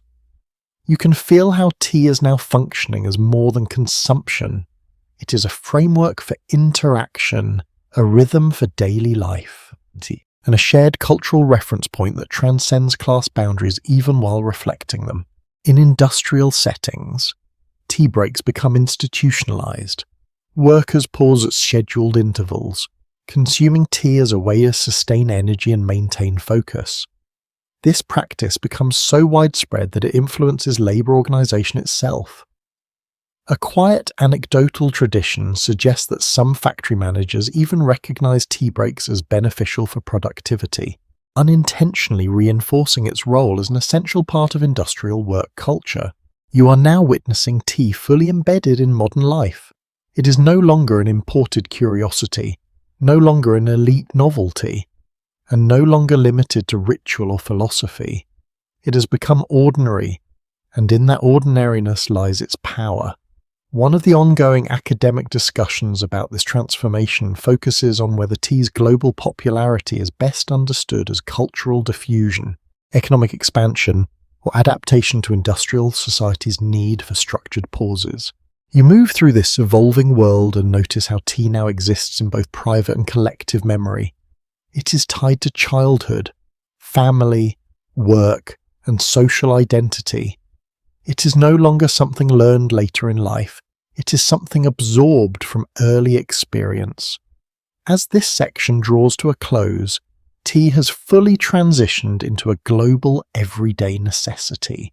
Its journey through trade, empire, and industrialization has transformed it into one of the most widely consumed beverages in human history. And you continue forward into a world where tea is no longer just part of society, but part of the very structure of daily human rhythm. The atmosphere around you softens slightly, but the scale of what you're witnessing becomes larger, more systemic. Tea is no longer simply a household habit or an industrial fuel for daily life. It is now deeply tied to colonial expansion, global agriculture, and the transformation of entire landscapes. You're entering the era where tea reshapes land itself.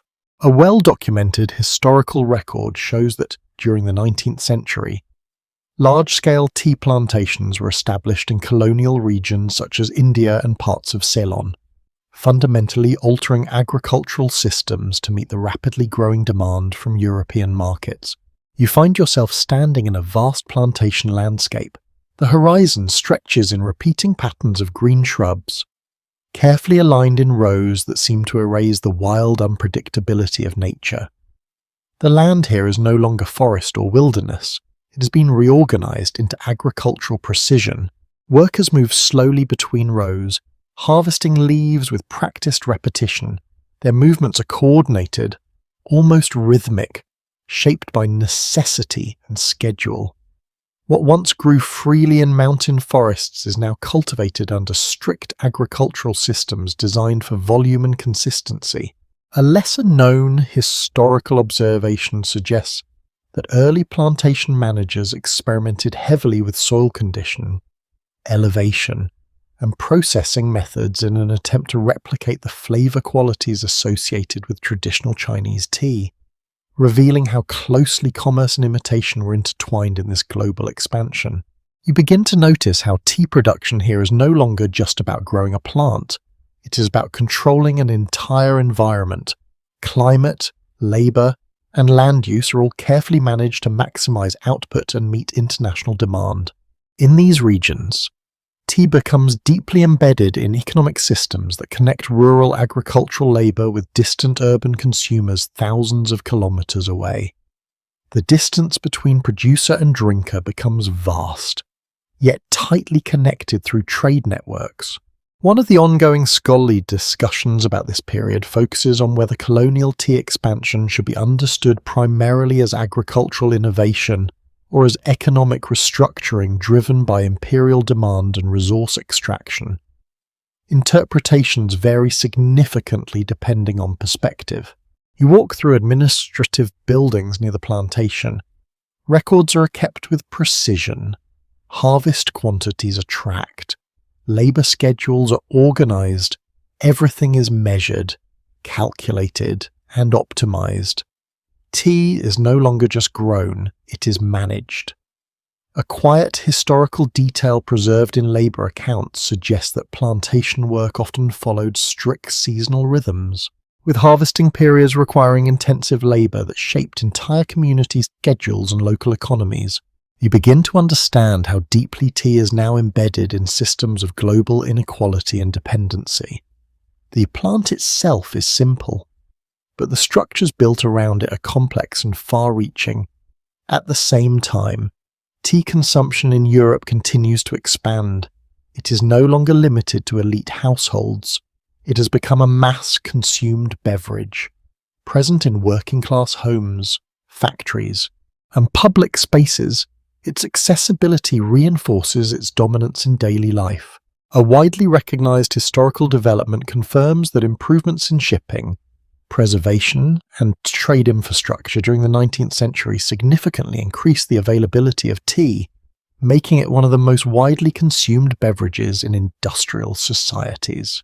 You can almost feel how tea now connects two very different worlds. On one side, structured plantations producing vast quantities. On the other, urban environments where tea is consumed daily as part of routine life.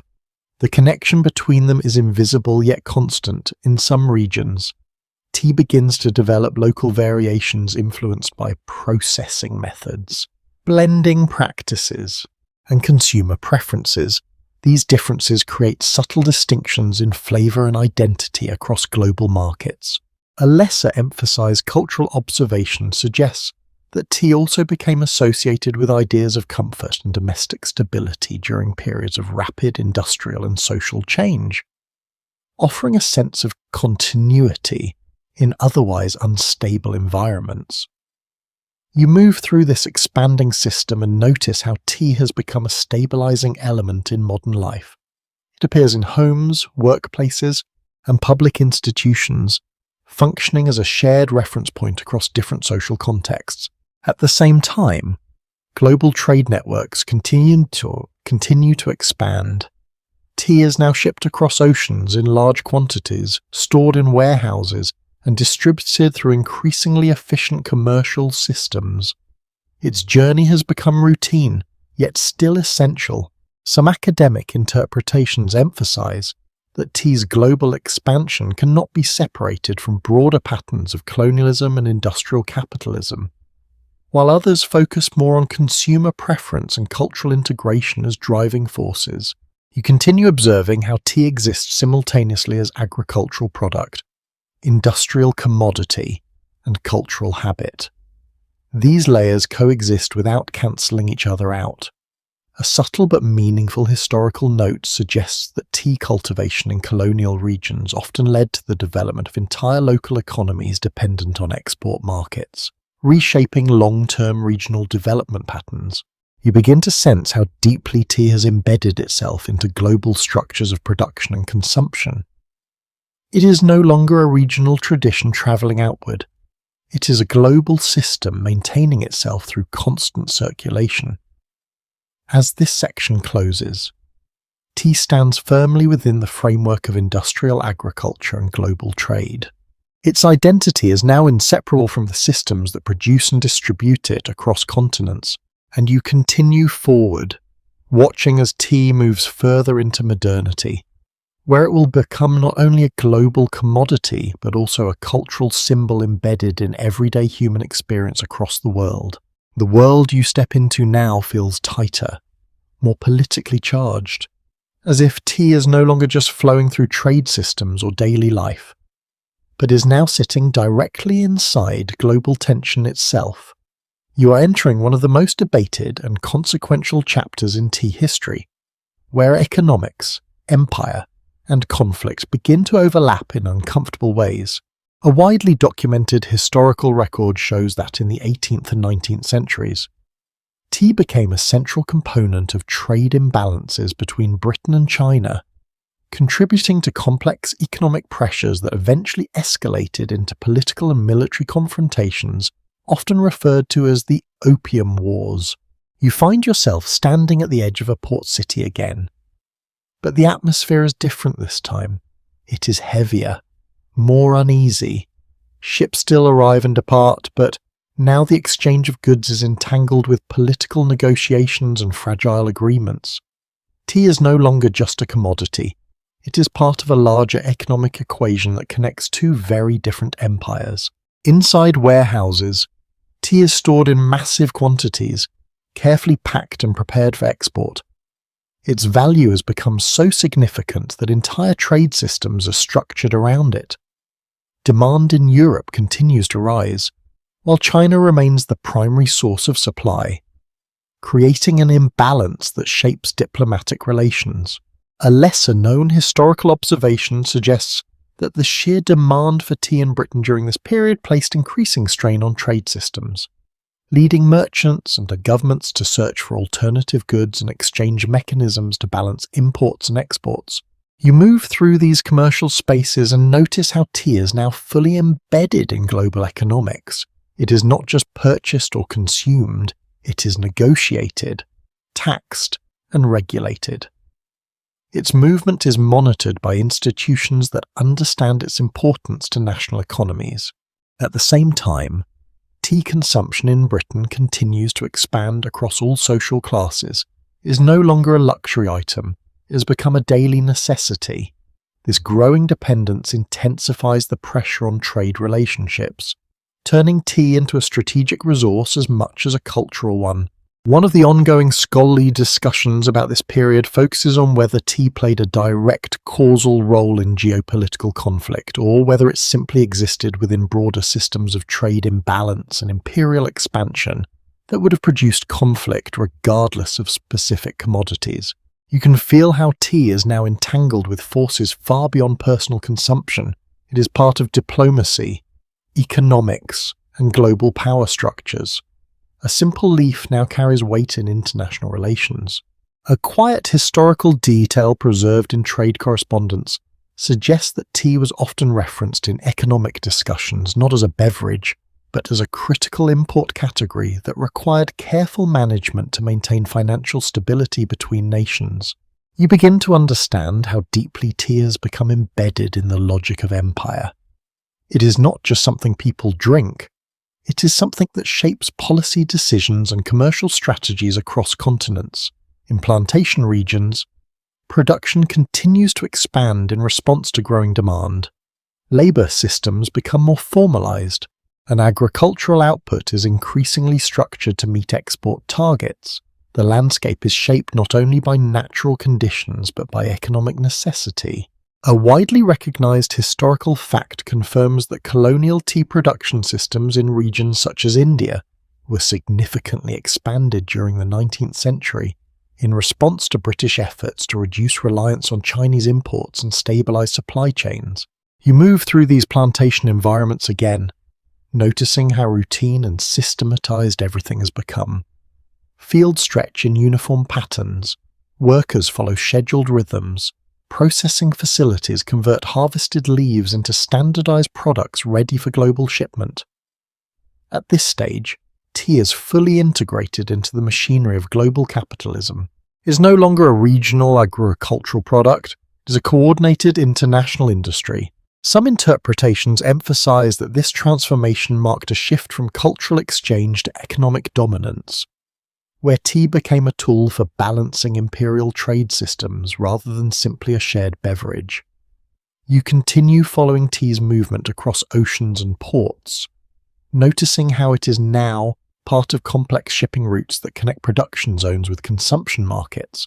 Each shipment is tracked, recorded, and integrated into financial systems that span continents.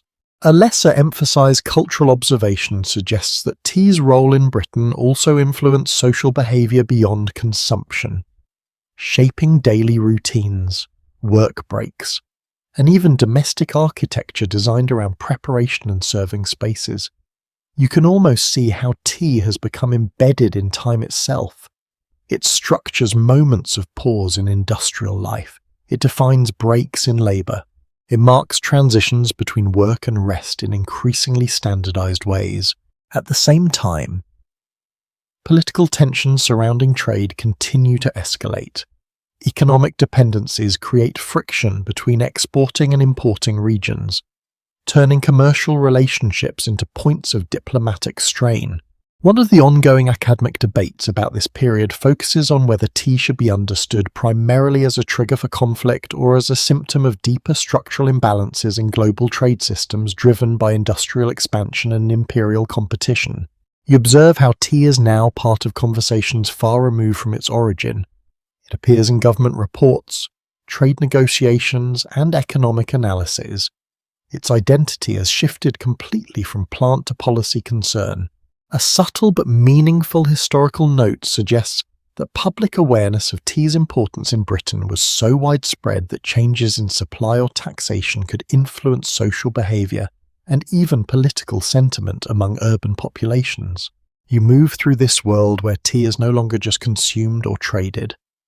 It is discussed, debated, and regulated at national and international levels. Its presence is constant, even when invisible, in everyday life. However, tea remains simple. People continue to drink it in homes, workplaces, and social gatherings. The complexity of global systems does not erase the simplicity of the act itself. It exists on two levels at once. A quiet anecdotal tradition suggests that during periods of trade uncertainty, tea consumption in some regions increased rather than decreased, as people turned to familiar routines to maintain a sense of stability amid economic tension. You begin to understand how tea functions not only as an economic force, but also as an emotional anchor within societies experiencing rapid change. As this section draws to a close, tea stands at the intersection of global commerce and geopolitical tension. It is deeply embedded in systems of production, consumption, and power, shaping and being shaped by the world around it, and you continue forward, following its path as it moves beyond conflict and trade into the quieter, more domestic spaces where it will continue to define everyday human life in more personal and intimate ways. The intensity of global trade and political tension begins to fade slightly as you move forward, but what replaces it is not simplicity. Instead, you enter a more intimate world where tea settles deeply into daily human behaviour, especially within Victorian society. It is no longer primarily about empire or large-scale economics in this moment. It is about rooms, routines, manners, and the shaping of ordinary life. A well-documented historical record shows that during the Victorian era in Britain, tea became a central feature of domestic life, particularly among the growing middle class, where it was closely associated with respectability, order, and structured social interaction within the home. You find yourself inside a Victorian household. The space is carefully arranged, with attention to cleanliness, symmetry, and presentation. Furniture is polished, curtains are neatly drawn, light enters through tall windows, softened by fabric and glass. Everything feels controlled, yet comfortable. In this environment, tea is not just a beverage, it is a social anchor. It organizes time within the home, morning routines, afternoon gatherings, and evening pauses are all structured around its preparation and consumption. It quietly defines the rhythm of domestic life. A lesser-known cultural observation suggests that tea in Victorian households often served as a tool for reinforcing social etiquette, helping to structure interactions between hosts and guests in ways that emphasize politeness, restraint, and controlled conversation. You sit in one of these rooms and observe how tea is prepared with care. Water is heated in kettles, cups are arranged with precision, and small additions such as milk or sugar are handled with attention to preference and social expectation. The act itself becomes a performance of hospitality. At this stage, tea is deeply embedded in ideas of respectability. Offering tea is not optional in social situations. It is expected. It signals proper conduct, awareness of manners, and attentiveness to guests. Not offering tea would feel incomplete, almost socially incorrect. One of the ongoing scholarly discussions about this period focuses on whether tea's prominence in Victorian society was driven more by cultural values of domestic order or by its practical advantages as a widely available and relatively affordable beverage during an industrial expansion. You begin to notice how tea is shaping not just behaviour but also emotional tone within the household. Conversations over tea are calmer, more structured. Conflicts are softened by the ritual of sharing something warm and familiar. It creates a controlled environment for interaction. In parallel, tea continues to reflect broader social class distinctions. The quality of tea, the type of servingware, and the setting of consumption can all signal social position. Yet at the same time, tea is also one of the few shared experiences across classes, even if expressed differently. A quiet historical detail preserved in domestic accounts suggests that tea was often used as a marker of hospitality even in modest homes, where offering tea to visitors represented dignity and care regardless of economic status. You move through different layers of Victorian society and notice how tea adapts to each context. In wealthier homes, it is part of elaborate social rituals.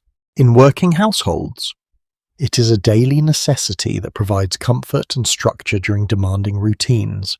A widely recognized historical development confirms that tea consumption expanded significantly during industrialization due to improved import efficiency and reduced costs, making it accessible to a broader population than in earlier centuries. You can almost feel how tea is now woven into the emotional fabric of daily life. It is associated with comfort after labour, with conversation among family members, and with small moments of rest in otherwise demanding schedules. At the same time, tea begins to appear in public social institutions such as cafes, tea rooms, and gathering spaces.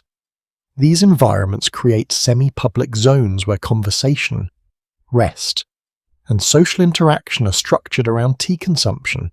A lesser emphasized cultural observation suggests that tea rooms in this period also provided socially acceptable spaces for certain groups, including women, to participate in public social life in ways that were otherwise limited by broader societal norms. You begin to see how tea is not just reinforcing existing social structures but also subtly shaping new forms of interaction. It creates spaces where people can gather without formal obligation, yet still within structured etiquette. Some interpretations of this period highlight tea's role in stabilizing rapidly changing societies. As industrialization accelerates urban growth and alters traditional lifestyles, tea provides a consistent daily ritual that helps anchor individuals in familiar patterns. One of the ongoing academic debates centers on whether tea's domestic importance in Victorian culture was primarily a result of industrial convenience, or whether it became culturally meaningful precisely because it offered emotional stability in a period of rapid transformation. You continue moving through this world and notice how tea is now deeply tied to memory and identity. It is associated with childhood experiences, family gatherings, and shared moments that define personal history. A subtle anecdotal tradition suggests that in many households, tea preparation became one of the first domestic skills learned and passed down, reinforcing its role as a foundational element of everyday life. You sit quietly in this imagined domestic space and observe how tea has become almost invisible through repetition, yet essential in structure. It's no longer questioned or analysed in daily life, it simply exists as part of routine. At the same time, tea continues to maintain its global supply chains. Colonial plantations still produce large quantities, and international trade networks continue to distribute it widely. The connection between distant production and local consumption remains active, though often unnoticed in daily experience.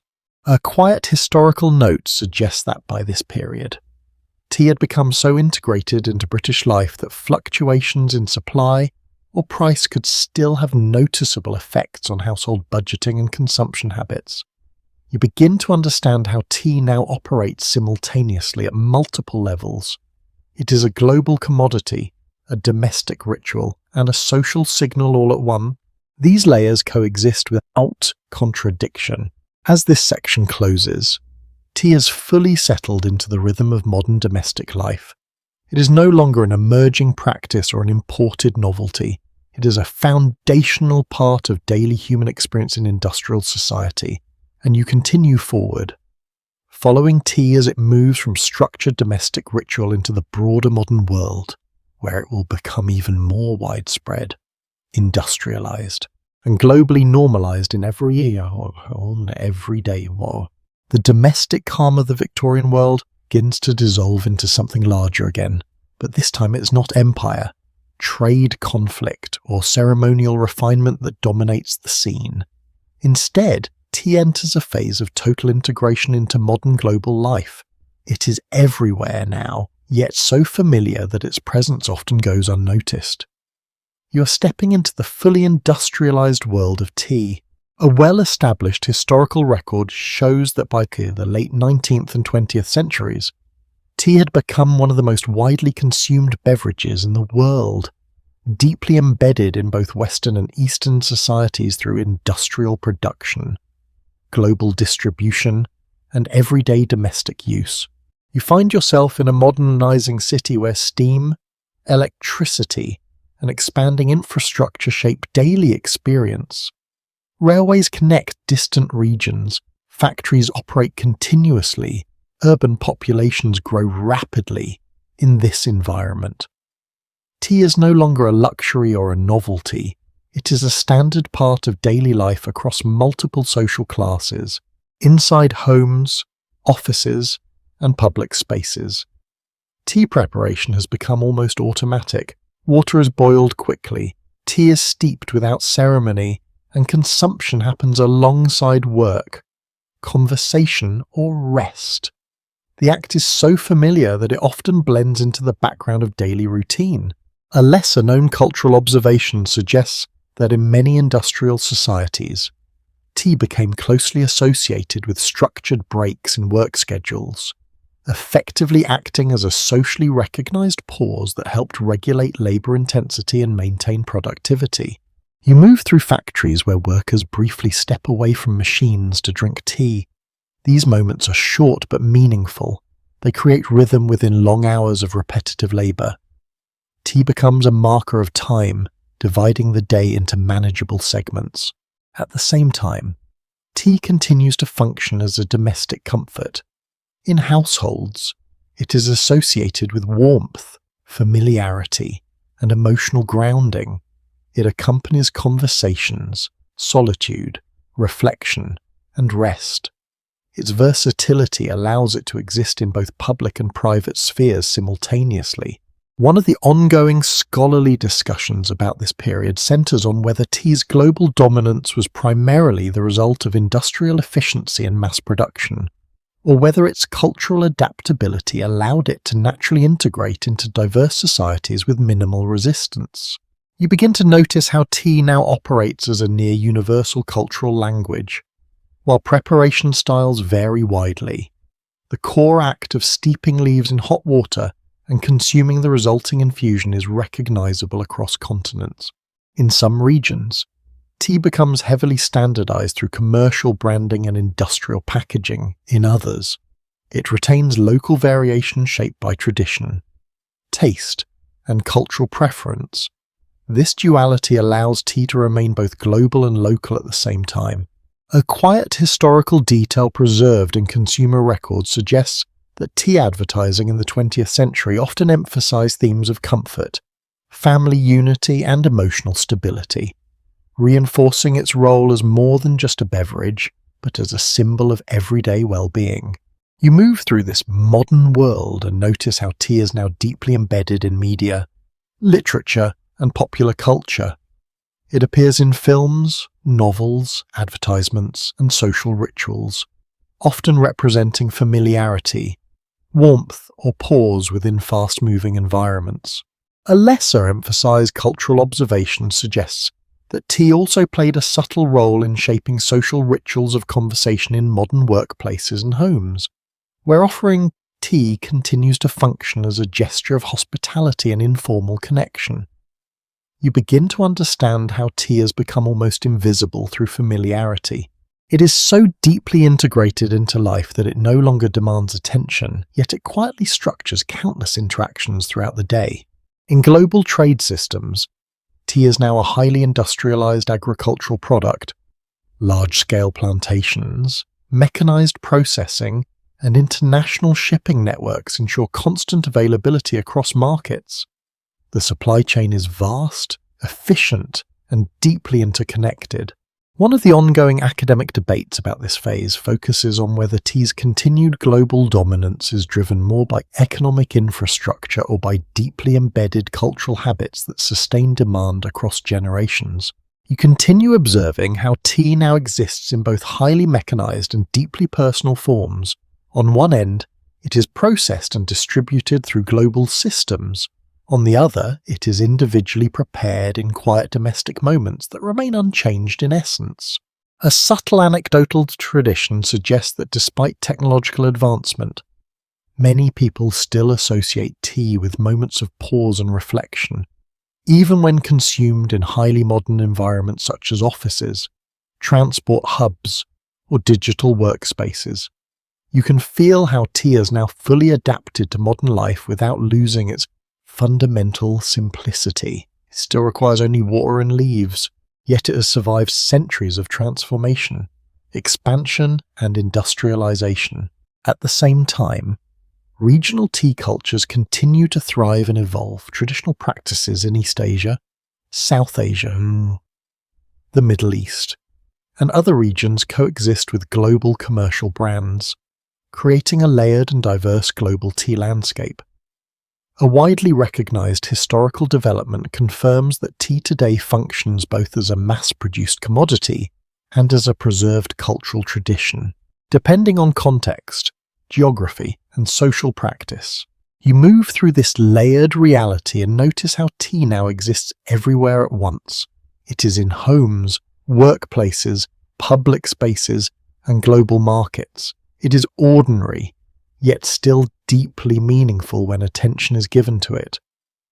As this section draws to a close, tea has completed its transformation into a fully globalized everyday necessity. It no longer belongs to a single culture, empire, or historical moment. It belongs to daily human life itself.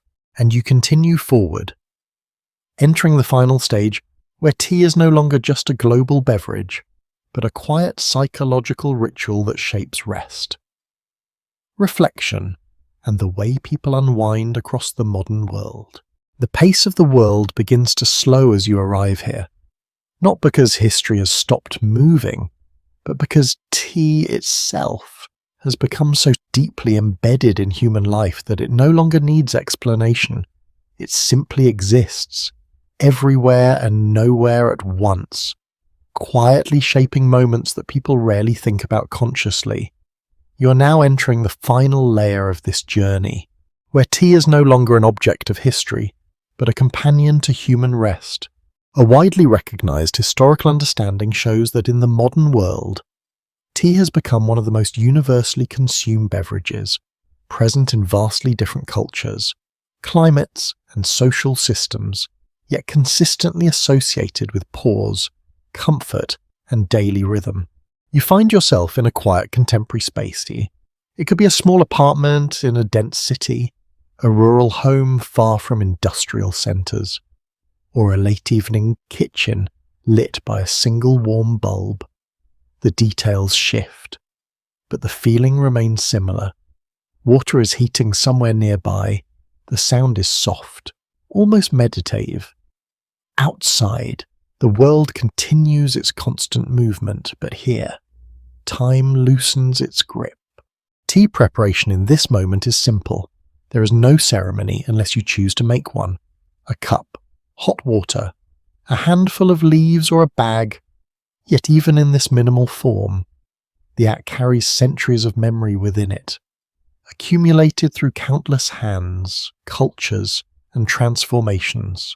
A lesser-known cultural observation suggests that in many modern societies, tea has become closely associated with transitional moments of the day, such as waking, resting, working breaks, or late-night reflection, acting as a subtle anchor between states of activity and stillness. You sit with that idea for a moment. Tea is not only something consumed, it is something that marks transitions. It signals that one state of mind is ending and another is beginning. It does this quietly, without demand or instruction, at this stage of history. Tea is fully detached from any single origin point. It is no longer only Chinese, Japanese, British, Indian, or colonial. It has become global in a way that dissolves ownership while preserving diversity. Every culture now holds its own interpretation of tea, shaped by history, climate, and habit. One of the ongoing scholarly discussions about the modern era of tea focuses on whether its continued dominance is due to physiological effects, such as mild stimulation and hydration, or whether its deeper appeal lies in psychological association with comfort, memory, and routine. You begin to notice how tea interacts with emotion in subtle ways. It does not overwhelm. It does not demand attention. Instead, it creates space, a pause in thought, a softening of tension, a moment where nothing is required except presence.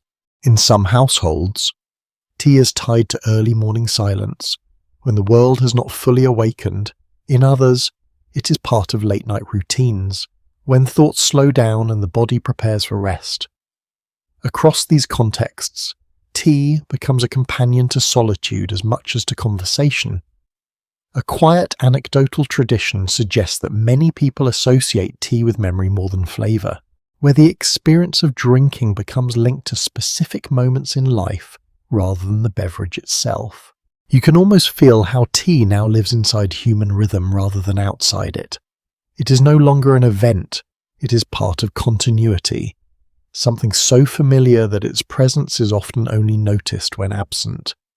At the same time, global tea production continues in vast and complex systems.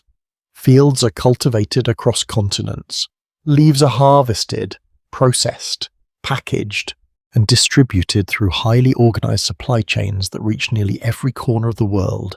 A widely established historical fact confirms that modern tea production combines both industrial efficiency and traditional cultivation practices, with large-scale plantations coexisting alongside smaller regional farms that preserve older methods. You move through this global system one final time, noticing how tea now exists simultaneously in multiple realities. In one, it is a mass-produced product tracked through global markets. In another, it is a carefully prepared infusion shared between individuals. Both versions are real. Both carry meaning. A lesser emphasized cultural observation suggests that despite technological advancement, tea preparation remains one of the few daily rituals that has changed very little in its fundamental structure across centuries. Requiring only heat, water, and leaves, you sit with that simplicity. After everything tea has passed through, forests, medicine, monasteries, empires, trade routes, plantations, industries, it still returns to something basic, a cup, a moment, a pause. One of the ongoing academic reflections on tea in modern life explores whether its endurance is due to cultural inheritance or whether it continuously redefines itself through adaptation to new environments and lifestyles. In truth, it may be both at once. You begin to notice how tea functions as a psychological boundary. It separates work from rest, noise from silence, urgency from calm. It does this not through force, but through repetition and familiarity. A subtle historical insight suggests that in many cultures, tea drinking has become a quiet ritual of emotional regulation, helping individuals transition between mental states during daily life without conscious awareness. You take that in gently. Tea is not just history, it is structure, it is habit, it is a shared language of pause that requires no translation. As the journey begins to slow toward its final moments, the imagery of tea's origin returns faintly.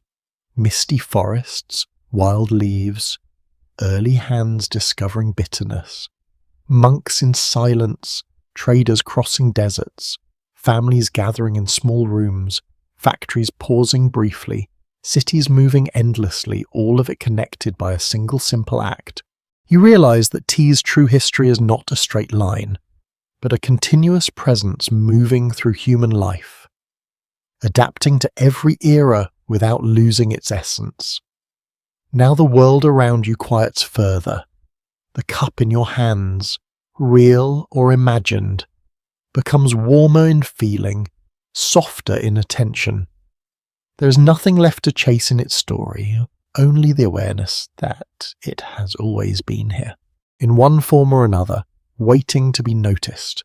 And so you settle into that realization, letting the long journey of tea dissolve into stillness, where history no longer feels like distance, but like a gentle rhythm that continues even as you rest. Now the pace begins to soften completely. You do not need to follow dates or empires or movements anymore. Just breathe slowly and let the idea of tea settle wherever it wants to in your mind. Not as a subject, not as a history,